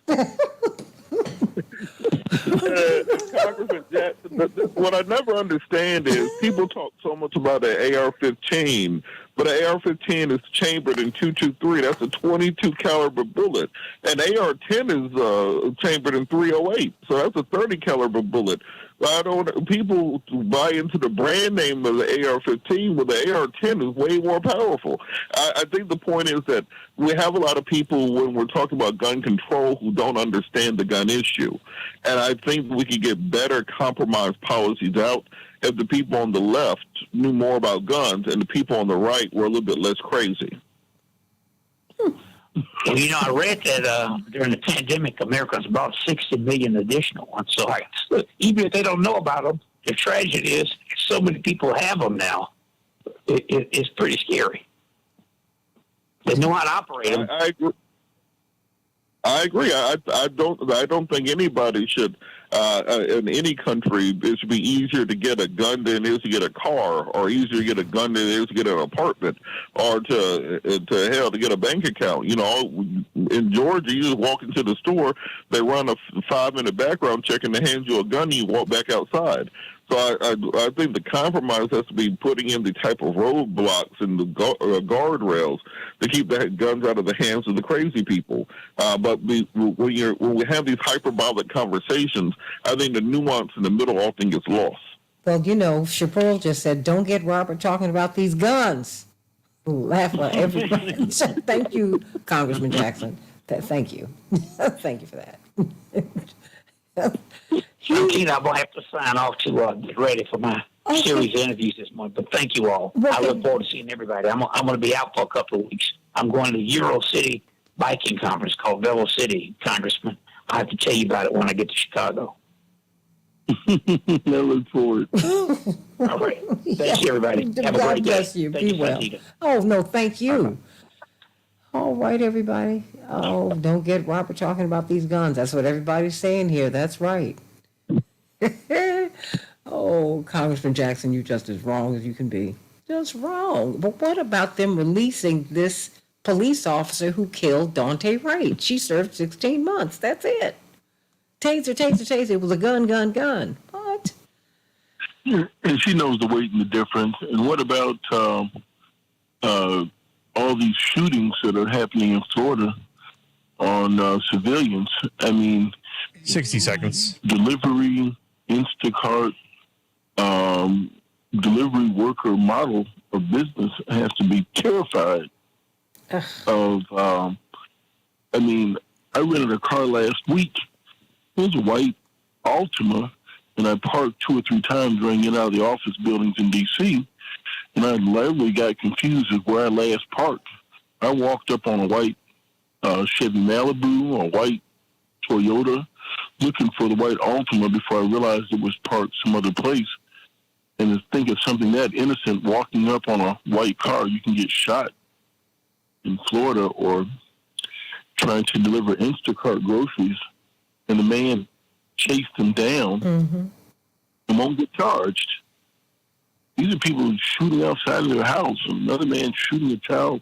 10 seconds. A child that's 1 block away from where he's supposed to be because he was confused. Oh, it's got me sick. It's just as crazy. And then when the girl driving away. Oh, wow. Change the world, change the world. We can change the world, we can change the world, change the world. This is the Santita Jackson Show. War and hate to a place of love, it's not too late. Gotta save the children, we can't wait. Let's change the world. Hey, everybody. Welcome back to the Santita Jackson Show. WCPT 820, of course, the Rainbow Push International Conference. We'll be having conversations just like the one that we're having right now The 15th through the 19th. Go to rainbowpush.org, and go on and get registered for the conference. Thank you for coming to the Paint and Sip. It was sold out because of you, and we want you to be at our conference July 15th through the 19th. And Congressman Jackson, you know what happens in the middle of that. Your sister has a big birthday. Yes. Thank you very much. The world should know about it. Okay. There you go. Boom. Let me go to Renee. Renee, what's on your mind? Oh, good morning. Hey, Renee. I agree with Mr. McKee. I think we should have 2 open primaries because I, like so many other Americans, don't want to vote, don't want to just have the choice of Trump and Biden. I don't think either one of them would be a good president. I heard them say all the great things Joe Biden has done, but then the people around me don't see all those great things as he has rolled back and is rolling back the provisions for people who get COVID, as they try to make it seem like COVID is over, and he forced people to get those vaccines. A lot of people aren't happy with that. There are people, I know more people who are more excited about Trump. There was a young man just the other day arguing about how great Trump was and how Biden had hurt his pocketbook, basically. And when I look at what's going on in Israel, how they don't speak out enough. In fact, he called Netanyahu his good friend, even as they're taking the homes of Palestinians and killing Palestinians, going into churches while they're praying, and spraying them with tear gas and stuff. I can't stand up for that. And I don't think he's done enough as far as talking against policemen who shoot down innocent people and about getting these guns. No, don't just talk about taking the guns and gun violence. Do an executive policy to do something about getting assault rifles and stuff out of the hands of people. Didn't Bill Clinton have a ban on assault weapons? I don't want either one, and the media seems like they're building up like they do with a television show or a boxing match. It's going to be the battle between Trump and Biden. No. Let's have some open primaries and let the people decide who they think will be best to run this country. That's how I feel about it. Renee, do you think you're alone, or do you think other people agree with you? I think a lot of people agree with me. A lot of people are apathetic because they just see people getting into office, not like your brother, who I'm so proud of him being a representative, and not like Brandon, who I think is going to make a difference. And there are others. Let O'Connell going for president. Let there be an open primary and let the people decide.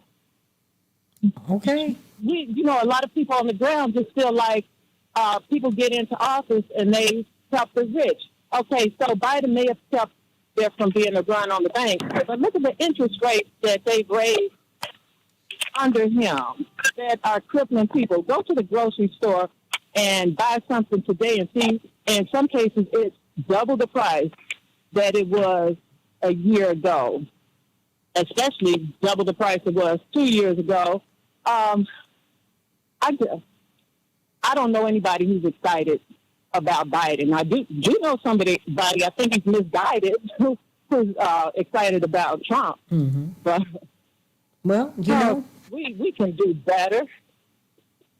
But people have to do, and they have to run, and it shouldn't cost you $100 million to run for president coming out the gate. Sending you so much love, Renee. Let me go to Robert from Wisconsin. Robert, what's on your mind today? Good morning. I definitely think someone should challenge Biden. It was interesting that Renee talked about guns and police issues. If we look at Atlanta with the Cop City, the FBI and Homeland Security are involved with that, as well as 5 large U.S. corporations. And really it's predominantly black community, and they want to put this 85-acre campus in there. And, they basically want to treat the population like it's Fallujah, or how the Israelis treat the Palestinians. I think when we don't run against the neoliberals in the party, we do ourselves a disservice because it moves everything to the right. I'd like to see a Jamal Bowman, who's a real progressive, not a Ro Khanna or a Jamal Jayapal, who claim to be progressives but then vote in lockstep when they don't use their leverage against Pelosi and others when they get something. And, there's too many false equivalencies in the media where they say people on the left are extreme. Our extremists are, people that want health care, right, or child care, or Medicare for all. They're extremists, tried to overthrow the government. So I really want to see like a Jamal Bowman or a Gavin Newsom, someone who's younger, has some energy, and will actually challenge Biden on some of this stuff and be willing to fight. Too often we're basically trying to answer to some narrative or some construct that they put together. And the reality is they're wrong on every issue. When we have a coronation, like we did with Hillary, or up here in Wisconsin with Mandela Barnes, we tend to lose. Whereas if we have a tough primary, we get people excited, we get them out, and then voting tends to go up, in my opinion. Robert, you said a whole lot. It's interesting, Congressman Jackson. Democrats are lukewarm about President Biden and just about the field in general, unless you have Bernie Sanders. But I think that these two callers do have a point. There is excitement on the other side of the aisle about former President Trump. What do you see there? Why do you think that is? I think he has a very fervent minority base. I think a lot of Republicans are embarrassed by his behavior. This is why voter suppression in the 30 states that are now led by the Republican supermajority. One example is what's happening in Tennessee. As the Democratic base has the youth on its side, history is on our side. And the control that the Republicans have in the Congress, which is very fractured, and in the state legislatures, which is very unified, gives them a bit of an edge. We have to counter that with massive voter participation. And I agree. Hey, we should have all the options. Everybody should be on the table. And I love Congressman Bowman and love Senator Bernie Sanders. I stand on that side of history. But I would like to see that Joe Biden, I think his style of being consensual and pragmatic, not necessarily my style, but his style has turned a lot of things around. And I say this because Joe Biden will not get credit for one thing I think is hugely important, is rebuilding the infrastructure of the government. Trump, when the final book is written, was dismantling the post office, as in taking out sorting machines so that mail-in ballots could get in late. I mean, he was dismantling institutions. Half of these embassies he didn't fill with people.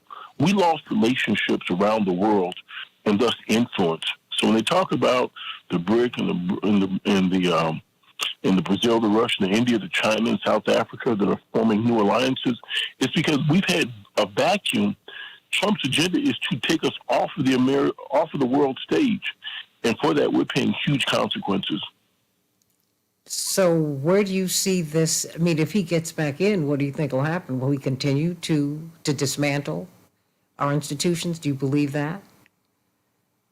Oh, gosh, yes. I mean, he ran on, for every one law I pass, I'm going to take two off of the books. Well, where did it start? It started with civil rights.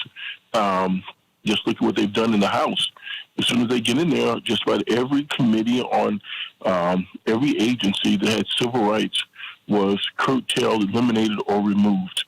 There is no education subcommittee there's no subcommittee on education anymore. So they're going to have to put a task force. They reduced the size of the of the Education Committee because they are really anti the Department of Education. This attack on gender, this attack on women's maternal health, we're calling it pro-choice and abortion. It's about a woman's body. It's so much bigger than just one particular medical act. It's about the rights over her body.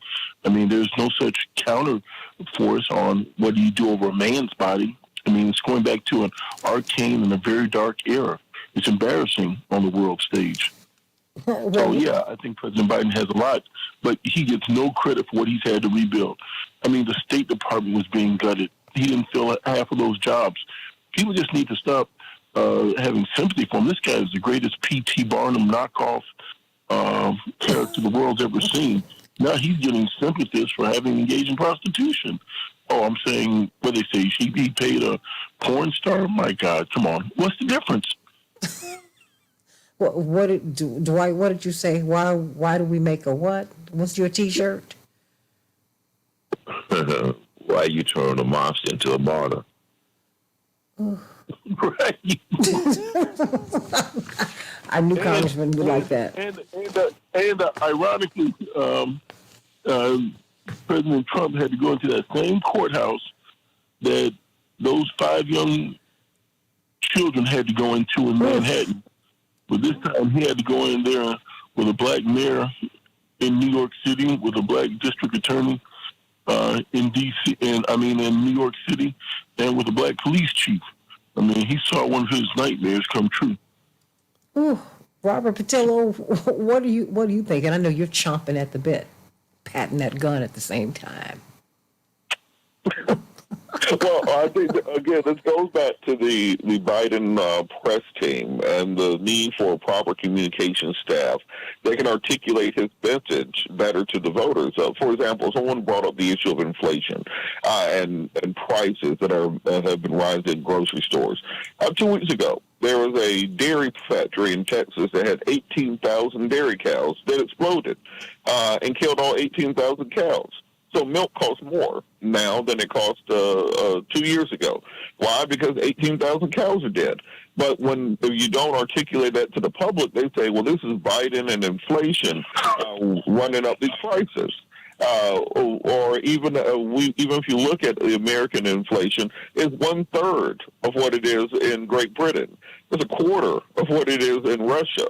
The U.S. fiscal policy has been such that we have steadied the ship here better than almost any other industrialized nation. If you look at the issues around interest rates, what the Biden administration did was take a page out the book of Paul Volcker in 1980 after we had the stagflation crisis under Jimmy Carter. In order to break the back of double-digit inflation, you have to raise interest rates, which, of course, in the short term produces higher prices, particularly on mortgages and on other borrowing instruments, but in the long term prevents us from going into the type of economic crisis that we've seen consistently on the boom-bust cycle of our economy. And then what happens is you have these complicated messaging points, and then Trump just kind of pops up and says, don't you remember how good things were with me? Things were good. They were great. I will make them great, just magically. And if you don't have a way to counter that argument, people will believe the snake oil salesman. They'll believe the BS because that's the way that advertising works. People have to remember that Donald Trump's entire career is based off of selling people ostensibly nothing. It's been a hustle. It's been about having that way of talking that talk that people believe. And I think the biggest failing of the first term of President Biden is their press and communications team. Think about it this way. All of us right now know more members of the Trump cabinet than we know of the Biden cabinet, because the Trump cabinet was on the news. He had surrogates out on every single network 24 hours a day, 7 days a week. I don't care if you had a podcast in your basement. You could get Mike Pompeo or the Treasury Secretary to come on to talk to you about it. Who are the surrogates for President Biden? Who are the people who are going out and carrying his message? Every single night of the week on the Tonight Show or anything else, you just see Biden surrogates carrying the message of what has been done. And that takes away a lot of the questions, a lot of the doubts, a lot of the uncertainty that people have. And until they're willing and able to do that, you're going to continue to see people thinking that he's not doing anything when he's doing a lot and just saying a little. Well, Congressman Jackson, if you could speak to the president, what advice would you give him to do better? Because everybody is responding on the chat line and they're saying that you just made the case for him. You just laid out his accomplishments. No one's doing that, Congressman. No one's doing that. We don't have them on black radio or black-oriented radio. I mean, they're not doing that. Now, you can get Trump's people. Is that not right, Robert? Exactly. Let me put it this way. You and I and every other black radio host in the country has wanted to have Joe Biden on for the last 5 years. None of us have had him on. I bet you if both of us sent out an email today, we could probably have Trump on by Friday. Yep. Yep. Yep. And more yep. Listen, Congressman? This is a great, this is the beauty of me tuning in and having access to you, Santita and Patillo and Brother Dwight, and your listening base, so I can share these concerns. I mean, we have access to the room, and I'll be glad to take this. So I'm going to pick up information, not tell you what's going on, but deliver your voices back. I represent, and I'm grateful to do so. Well, I mean, that's what we need, because people don't know what they've done. We know what we have not seen. And that we hear that all the time. And, I think that's politics. I get it. But we're not hearing. We're not hearing that. And so there is, pushback against him running today. I mean, what do you think can happen? What do you think? Where do you see this going, Dwight McKee? Well, Trump's base is excited about white supremacy, and he's committed to that. That's what makes them excited about him, and he don't pull no punches about that. And so that's why so much momentum and enthusiasm is on his side of the equation, whereas there is not and does not seem to be an equal commitment to equity and reciprocity on the Democratic side. And so that same enthusiasm does not exist over there, even though Biden does have a lot of accomplishments. They are status quo accomplishments. They are accomplishments that really kind of maintain what is the state is, as opposed to a new vision and a new possibilities. One of the things that your father did had such great impact, and Obama had such a great impact, is that they were able to market new visions and market an enthusiasm for new possibilities, as was John Kennedy. Young people saw new possibilities in John Kennedy that they just don't seem to be able to see in Biden. And I don't know, is it because he's not articulated it well, or is because they've not been broad enough and radical enough to have impact and create excitement around what he's done. So I think that has to be looked at. If he can't generate that, I think that the party should look at other people who perhaps can. That's why I like a guy like Hakeem, a guy like Bernie, because they seem to be able to articulate both a vision and and generate enthusiasm and hopefulness in people who are outside the conventional party. Well, I've got about 90 seconds for you, Robert Patil. Your closing thoughts? Well, I think the biggest thing that people have to understand is that age ain't nothing but a number, as they say. Because in the GOP, you have people like Lauren Boebert, who's 36 years old. Matt Gaetz is in his early 30s. Marjorie Taylor Greene is in her mid-40s. That doesn't mean they have good ideas just because they're younger. That doesn't mean that they're going to be more progressive just because they're younger. And when you're looking at President Biden, he has to put the people around him that are able to carry this message out there, who are able to talk to communities. And also, don't just come to black folks with Cardi B and Meg Thee Stallion talking about you got hot sauce in your bag and stuff. We care about actual public policy also. So come and talk to the actual people who are able to ask tough questions and are able to drive the conversation to communities. We're more than just rappers and dancers and twerkers. We have real community leaders that have real questions about what the administration is going to do for the African American community. Well, Congressman, you can follow up with that and close us out. Hey, I think this has been my pleasure to hear these opinions, and I'm going to take this message back to Washington, D.C., and now I can see how the bubble happens inside baseball. Those of us that watch it all day, every day, we understand, but the message isn't getting out. That's my takeaway. Deliver the message, and let's get this information out to you. I heard you on getting access to Black radio. People have tried to make interviews. I didn't know that was the case.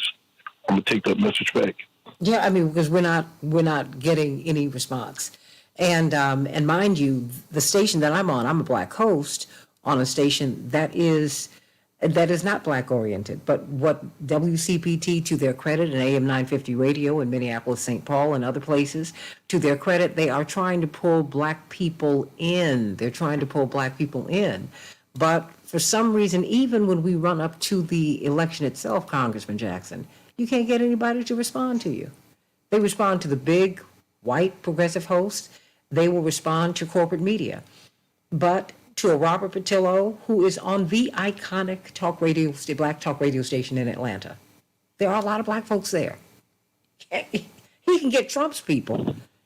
You can't get the Democrats to call in. I mean, come on. It's just... I'll get a move on that. I hear you. Oh, I know you will. Action Jackson. Everybody, July 15th through the 19th, we'll be having this conversation and so many others at our international conference, the Rainbow Push Coalition Conference. You don't want to miss it. Go to rainbowpush.org. Rainbowpush.org. Thank you for being at the Paint and Sip on Saturday. It was sold out because of you, but we want you at our international conference. I think it's important that we all gather together, Jonathan, in about 30 seconds. Congressman, excuse me. Your sister slipped. I'm sorry. Why should we come to this convention, Congressman? The worst of COVID is behind us. People are gathering. We have to organize. The right wing is very well organized. Those that have progressive values, that they call us on the left, which I call us the mainstream. We're not ideologically on a limb.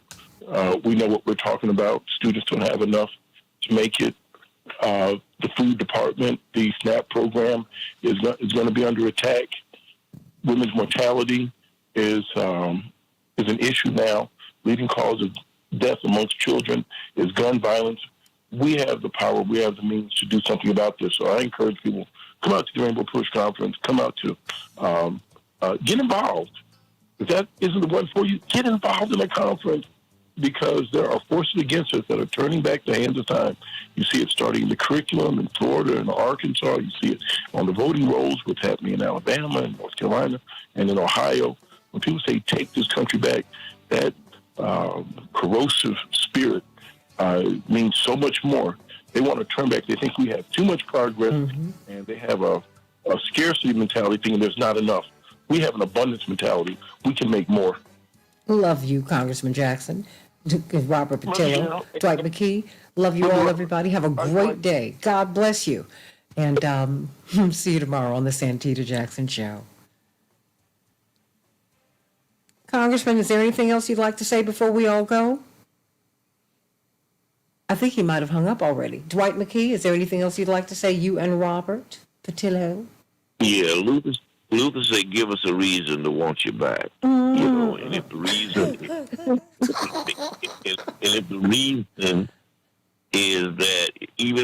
is that Trump is the option and he's going to cut back on all of the progress we've made, articulate that and put a strategy together to deal with that. But give us a reason to want you back. We are negotiable, but we really need to understand what we're getting and why you and not somebody else. Give me the reason to want you back. Ooh, when digging in the crates. I love it. Robert Patillo? Yeah, any thoughts? I will say that I think that you have to go by the all-time axiom: for tree falls in the woods, but nobody hears it. Didn't make a sound. If you added Finland to NATO, you ain't tell nobody. How do you expect the voters to take that in consideration when you're running? If the Afghanistan withdrawal was because of a deal made by President Trump with the Taliban in 2020 before you even got into office, why are you taking the blame for it instead of letting people know what actually happened? If the agreement between Iran and Saudi Arabia and China is because President Trump pulled out of the JCPOA, then you have to articulate that to the public instead of just looking weak to the public. President Biden has to stop assuming that people know what's going on and actually put the work in. You have an entire communications department. I was applying for jobs over there. They're paying them people $250,000 to $500,000 a year to get your message out there. Your message should be out there. If you don't have the right people there, this is the time to get them in there. All right, everybody. So what do you think? Just keep on keeping on. And you know what? I hope more and more people get involved in this process. I hope that they run. I hope that we will get to a place where we don't have to raise $100 million to start a presidential campaign. I just saw Tracy Lewis. I saw your comments about Robert Kennedy. I don't think that he's a Republican stooge. I really do not. And he's not an anti-vaxxer. He's anti-unsafe vaccines. You got to read what he's been writing, what he's been doing. He's a leading environmental lawyer, and his positions on medicine has not changed in the 30-odd years he's been practicing, and he's been this advocate. It just hasn't changed. You know, aren't you for safe medicines? Yeah. Aren't you for the reporting of vaccine accidents or accidents that involve any medicine that you take? Yeah, they ought to report and they ought to pay. All of that. And at the very least, he ought to be allowed on the stage so you can agree or disagree with him. I think keeping people locked off, calling them names when you have not fully investigated, not accusing you of it, but so many people have not fully investigated Bernie even. They've not fully investigated Biden, Trump. We don't fully investigate. We hear the corporate media tell us something, and then we are off to the races with it. And I think that is a huge mistake because the corporate media are not on our side. They are bought and paid for, by corporations. They make the case for corporations. They don't make the case for us. So I've said what I've said. And so I hope to get Robert Kennedy Jr. on this show because I want to hear what he's got to say. Whoever's running, quite frankly, if I could get President Trump, I would. And if you all would not put me off the radio, yeah, I would, because I want people to talk to you. I don't want you to talk at people or about people. I want you to hear them. And I promise you, like Congressman Jackson is going to take this message back to the Hill and say, hey, y'all, because these are his colleagues. You need when Robert Patillo reaches out to you, when Charlemagne the God reaches out to you, well, he's with corporate media, but that's okay. I'm not mad about that. When Santita reaches out to you, when WVON, when all these stations reach out to you, y'all need to respond. You need to treat them with the same kind of, you need to give them the same energy that you give to MSNBC and CNN. That's not what we get. That is not what we get. And I promise you, I am up until 11, 12 at night, most nights anyway. So where I put my energy is I find the great topics. I try to get you people who have information, and I keep it going. Because if you think I'm going to chase stars all day, I don't have time for it. Particularly when they'll either say no or they'll cancel just before the interview begins. I don't have time for that. I mean, Robert, does that not happen? Oh, absolutely. Or, they'll send you a written statement for you to read over the air instead of sending you someone live to ask questions of. Or they'll direct you to a page on the website where they want you to go to find the information instead of being able to do a colloquy with an official. They will, and then also one of the other big things that the Trump administration was great about. Remember all those young MAGA rallies they would have in the actual White House? Mm-hmm. President Trump was great about bringing his people in, making them feel like they were actually part of a movement, that they were significant, that what they were doing was part of a greater cause. So that's why you would have, the Candace Owens and the Diamonds and Silk, so on and so forth. People thought that was just coonery and buffoonery. But in reality, what Trump was doing was building an army, people who were loyal to him, that will believe in him, that will go out there and spread that message through social media, through online activism. So he was getting a return on his investment that was 10 to 1. You know, they would have events where they would invite literally any conservative commentator around the country to come to the White House. I went to the White House under President Trump. I got to sit in the Oval Office with President Trump because their team was that good at reaching out into the woods and pulling people in and getting them onto the team. The Biden administration almost takes a man in the high castle approach to things. That, you know, you're supposed to come before the pontiff and then kneel down and plead your case, and then maybe we'll allow you through the gates. That's not the way that you build the type of loyalty and love that we've seen for presidents like Trump, that we've seen for presidents like Kennedy, that we've seen for presidents like Clinton, even Obama, where people just had a ephemeral love for them, as opposed to Biden, where it's a very, you know what, this is the new manager. He came in to fit things at the company. He's going to be making hard choices. You may not love him, you may not like him, but he'll get things done. That's been very effective, but it also has not done much to endear that type of loyalty that people had for Trump. You know, and they get them on their radio networks, and they get them sponsors, and. That's what they do. That you can all. They spend money on commercials on their network so that people are really dedicated to them. You know, I would love for President Biden to do a $10,000 ad buy on WAOK or on WCPT or on many progressive networks. That would really help out some small networks and stations, instead of giving it all to the San Francisco consultant to cut the slick campaign ad. They really almost expect everyone else to work for free. It's political sharecropping. And that's not how you engender people to care about you. No, black folks. Exactly. Black folks work for free. Tracy Lewis, you said, I do not know anyone who watches corporate media, different generation, I guess. Trump almost got Representative Ilhan Omar killed. There's nothing I want to hear from that man. Thanks for the convo at work. I mean, I hear you. A lot of people, and Biden almost got a lot of people hurt because he supported the police in the immediate aftermath of the beating of Rodney King. He sponsored the Police Officers' Bill of Rights.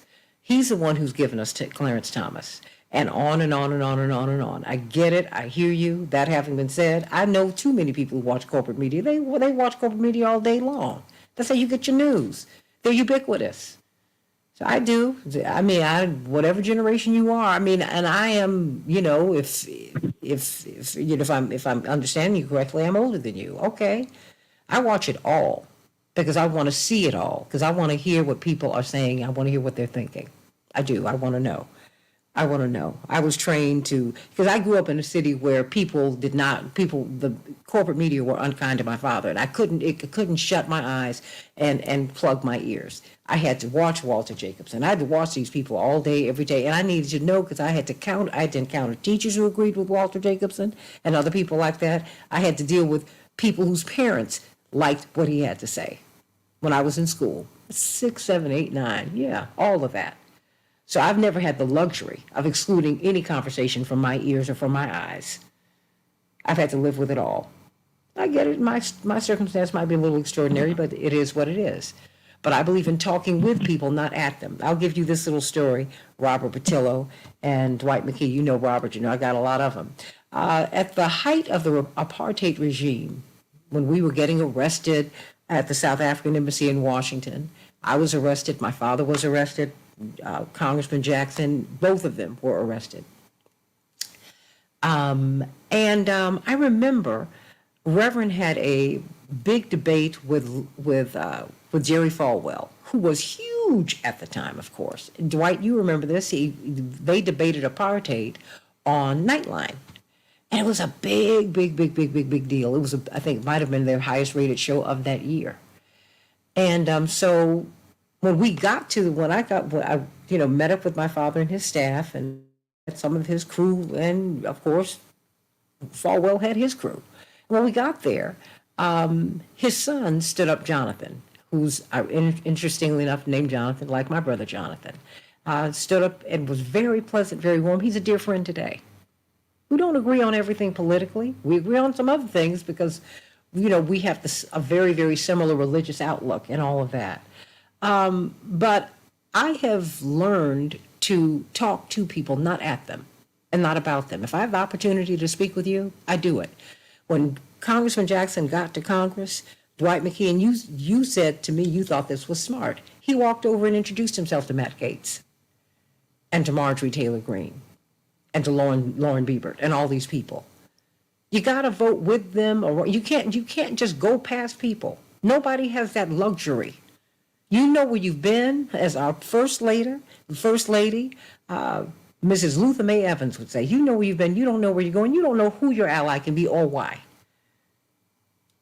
That's politics. Politics makes strange bedfellows. There are no permanent friends. There are no permanent enemies. There are just permanent interests. That's it. Does anyone have any comment on that? Dwight? Robert? Anybody? Okay. Well, the only thing I would say is that you're absolutely correct about that. But the problem often ends up being that the people left holding the bag at the end is the black community, because when they make these deals and agreements, you can find time to vote on a $1.7 trillion infrastructure bill in December 2021. You can find time to vote on a $3.5 trillion omnibus spending bill in the end of 2022. You can vote on a $1.5 trillion skinny Build Back Better bill, the Infrastructure or Inflation Reduction Act, in February of 2022. But you can never find time to vote on voting rights. They never can find time to have a conversation or a floor vote on the Reparations Study Committee. They can never find time to vote on the George Floyd Justice and Policing Act. So I agree that we have to be in a position of compromise and a position of working across the aisle, but we can't make compromises and figure out a way to get things done for everybody else and then forget the black folks who, everybody can be in South Carolina talking about black people are the backbone of the Democratic Party. You're the soul of who we are. There's a reason, blah, blah, blah, and then forget all about all the stuff that you say you're going to do for us. So there has to be a way to both make compromises, but not the people who are being compromised always be us. Yeah, I'm with you. And then you can't shoot a kid on television in front of the whole world and stay in jail for 12 months. 16. And then go home for the holidays. And the whole world see that, and you head of the Justice Department. And there'll be no real commitment to follow up for the execution of real justice in that. People see those contradictions, and like Robert just said, is that you always find enough time to get your stuff done, but when it comes to other people's stuff, our stuff, there's never not quite enough time. And it's politically inexpedient. Not right now. Not right now. No executive order on voting rights. Not right now. What? No. Just think about this, Santita. Just think about this for a second. Remember when things like gay marriage were the most controversial things in American politics, and abortion were the most controversial things in American politics? They were able to push through a executive order on the Dobbs Amendment within weeks of that decision going down, and they were able to pass through the Respect for Marriage Act, solidifying gay marriage and interracial marriage within weeks of the Supreme Court seeming like they were going to address that. So you can't tell me these issues with black people are too controversial to vote on, or that they'll cost you with the base, or they're politically losers, because y'all are now literally voting publicly on abortion, gay marriage, interracial marriage, all the things that used to be political hot points. Just say you don't want to do it, and I'll feel better than you continuing to tell me why you can't do it. Just say it. Just say it. I'm not going to do it because. Just say it. Just say it. But that's not what we're doing. I'm not going to do it because I don't want to offend conservative white people who I'm trying to reach out for. That's why I don't want to do it. It's because I don't want them. I'm trying to make them that extended base that can be elected, and I don't want to offend them, so I'm not doing it at your expense, black people. And take that and smile about it and move on. We can handle that rather than just keep lying to us about what you don't have time, or we get to it one day. I mean, at some point there has to be for us a payoff for us to maintain our enthusiasm. Oh, yeah. Because ultimately, when it was time to put him in office, it was the little old black women in Mississippi and Alabama that put him in office.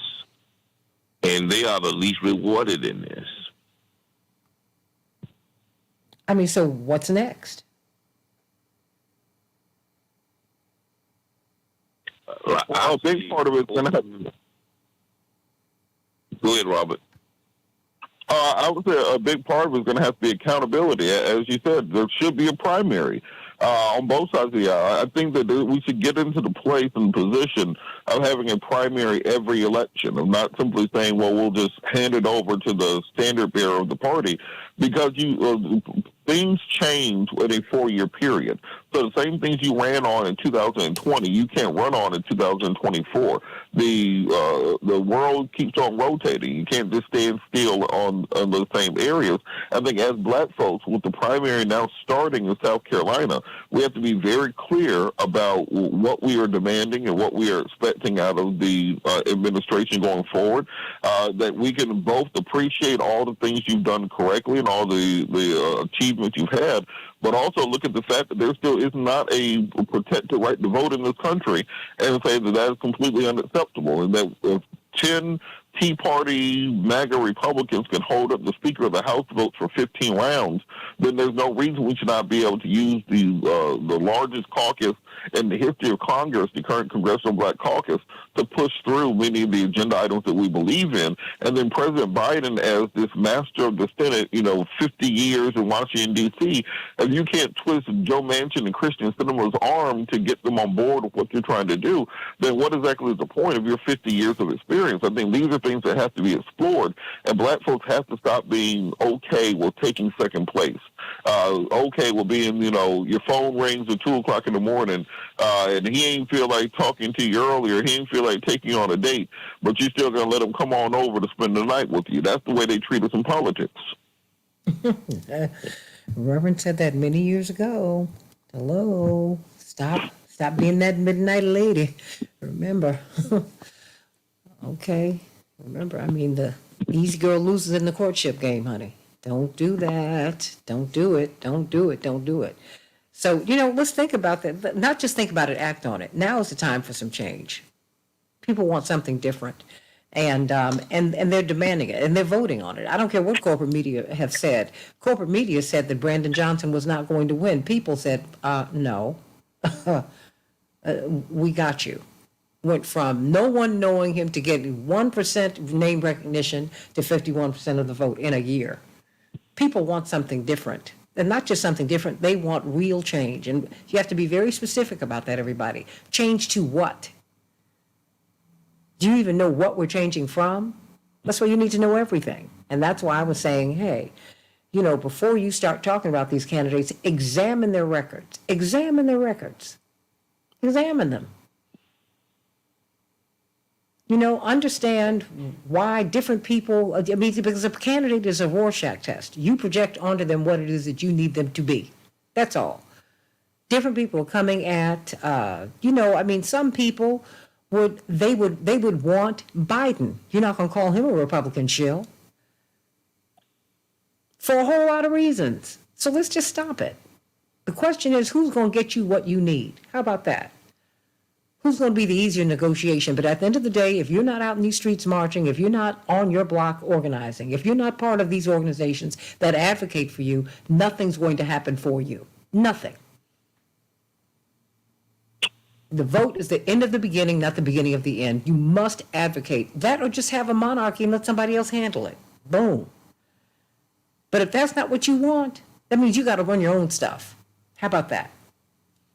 You want a constitutional republic that has some elements of democracy, that's moving toward democracy, if that's what you want. Democracy is a heavy lift for citizens, but we're capable of it. But be very clear: you're the one who runs the government. The government. Otherwise, the government runs you. What do you want? Choose to stay whom you will serve. Vote, everybody. Vote, and get involved after you vote. So there you go. Does anyone else have anything they want to say before we go? Dwight and Robert, you all are always such a great 1-2 punch. Assalamu alaikum. Okay, Christian. Robert Patel, do you have anything you want to say? Well, I think that's it. Devin, you've given us a great show. Thank you, everybody. Thank you. See you all. That's right, Dave. I'm sending all of you all so much love. July 15th through the 19th, the Rainbow Push International Conference. Please go to rainbowpush.org. Go on and get involved, get registered. It's going to be a great conference, and it will be great because it will be your conference, and you will be there. So, the worst of COVID, as Jonathan said, is behind us. So, let's get out here, and if you want to bring a mask. Come on, get out here and let us get involved, and let's make this happen. We are now in the midst of the 2024 season. Who do you want? What do you want? A year from now, the primary season will be just about over. Just think about that. That's only 365 days. Think about it. We are almost half a year from 2024. We're right here, everybody. It's here. And you know what, Dwight and Robert, you cannot tell me that Robert Kennedy polling at 14% is not influencing Biden.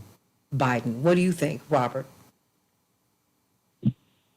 I definitely think so. I think one thing that we did not expect from Biden that we have seen is that Biden has been very responsive to opposition. That when you look at when he was challenged, when Bernie was the challenge, he kind of adopted a lot of the Bernie rhetoric and the Bernie policies. Mm-hmm. When Warren was the challenge, he adopted a lot of what we heard from Warren. And now we're seeing a position where he's going to be adopting a lot of what we hear from Robert Kennedy and others. I think that is a sign of leadership, not being so steadfast and so in your own way that you forget that you can actually respond to what people want, not simply dictate what your agenda is. Hey, Dwight McKee. Well, I think that one good debate can flip this whole thing. So I'm really not locked in the fact he's going to be the nominee. I think that if there is a contender, one or two good debates could flip this whole thing in a different direction. What do you think, Robert? My big concern for Biden is that very much Biden and Trump are almost a dyad. They need each other. Trump can really only run against Biden. I think Biden can only beat Trump. I think that if Biden's the nominee, and for whatever reason Trump is not the nominee, it will be a difficult race because a younger, more agile, more not crazy candidate really could, during a debate, run circles around Biden at his current age and condition, if we're just being honest with each other. Mm-hmm. And because of that if Trump, for any reason, is not the nominee, and this is why the whole Republican conspiracy that Biden's trying to get Trump not to run. Biden needs Trump to run. Biden can truthfully, I don't think, win a race if Trump is not the nominee on the other side. So they're very much tied together. And I think Democrats have to make a contingency plan of what to do because, as Dwight said, one debate of Biden versus DeSantis, where DeSantis is literally moonwalking around Biden just because Biden's not quick enough anymore, that could change the entire outlook of the race, regardless of what the record has been. Dwight, do you have a response? No, that is my response. Okay. One debate in either direction on either side can flip this whole thing. I don't think this thing is over. Okay. Well, I don't either. Thank you, Jewel. And you know what? Thank you, Laura. Thank you. I'm glad that you all love it. And I love you. We love you. That's why we come and talk to you every day. and really try to make this thing happen. Sending you so much love. Sending you so much love, everybody. So, can't wait to be with you tomorrow on the Santita Jackson Show. Whew. So much is going on all day, every day. So much is going on. So just keep it locked on the news and see what's going on. Because I tell you what, from one day to the next, I never know what's up. I don't. If that kind of makes this a little bit fun. I love you all. God bless you. Have a great day. Dwight McKee, Robert Patillo, Devin Andrakis, sending you all so much love. Thank you. Thank you. Thank you. Thank you. Love everybody. God bless you. Mwah. Have a good one. I'll see you tomorrow on the Santita Jackson Show, God willing.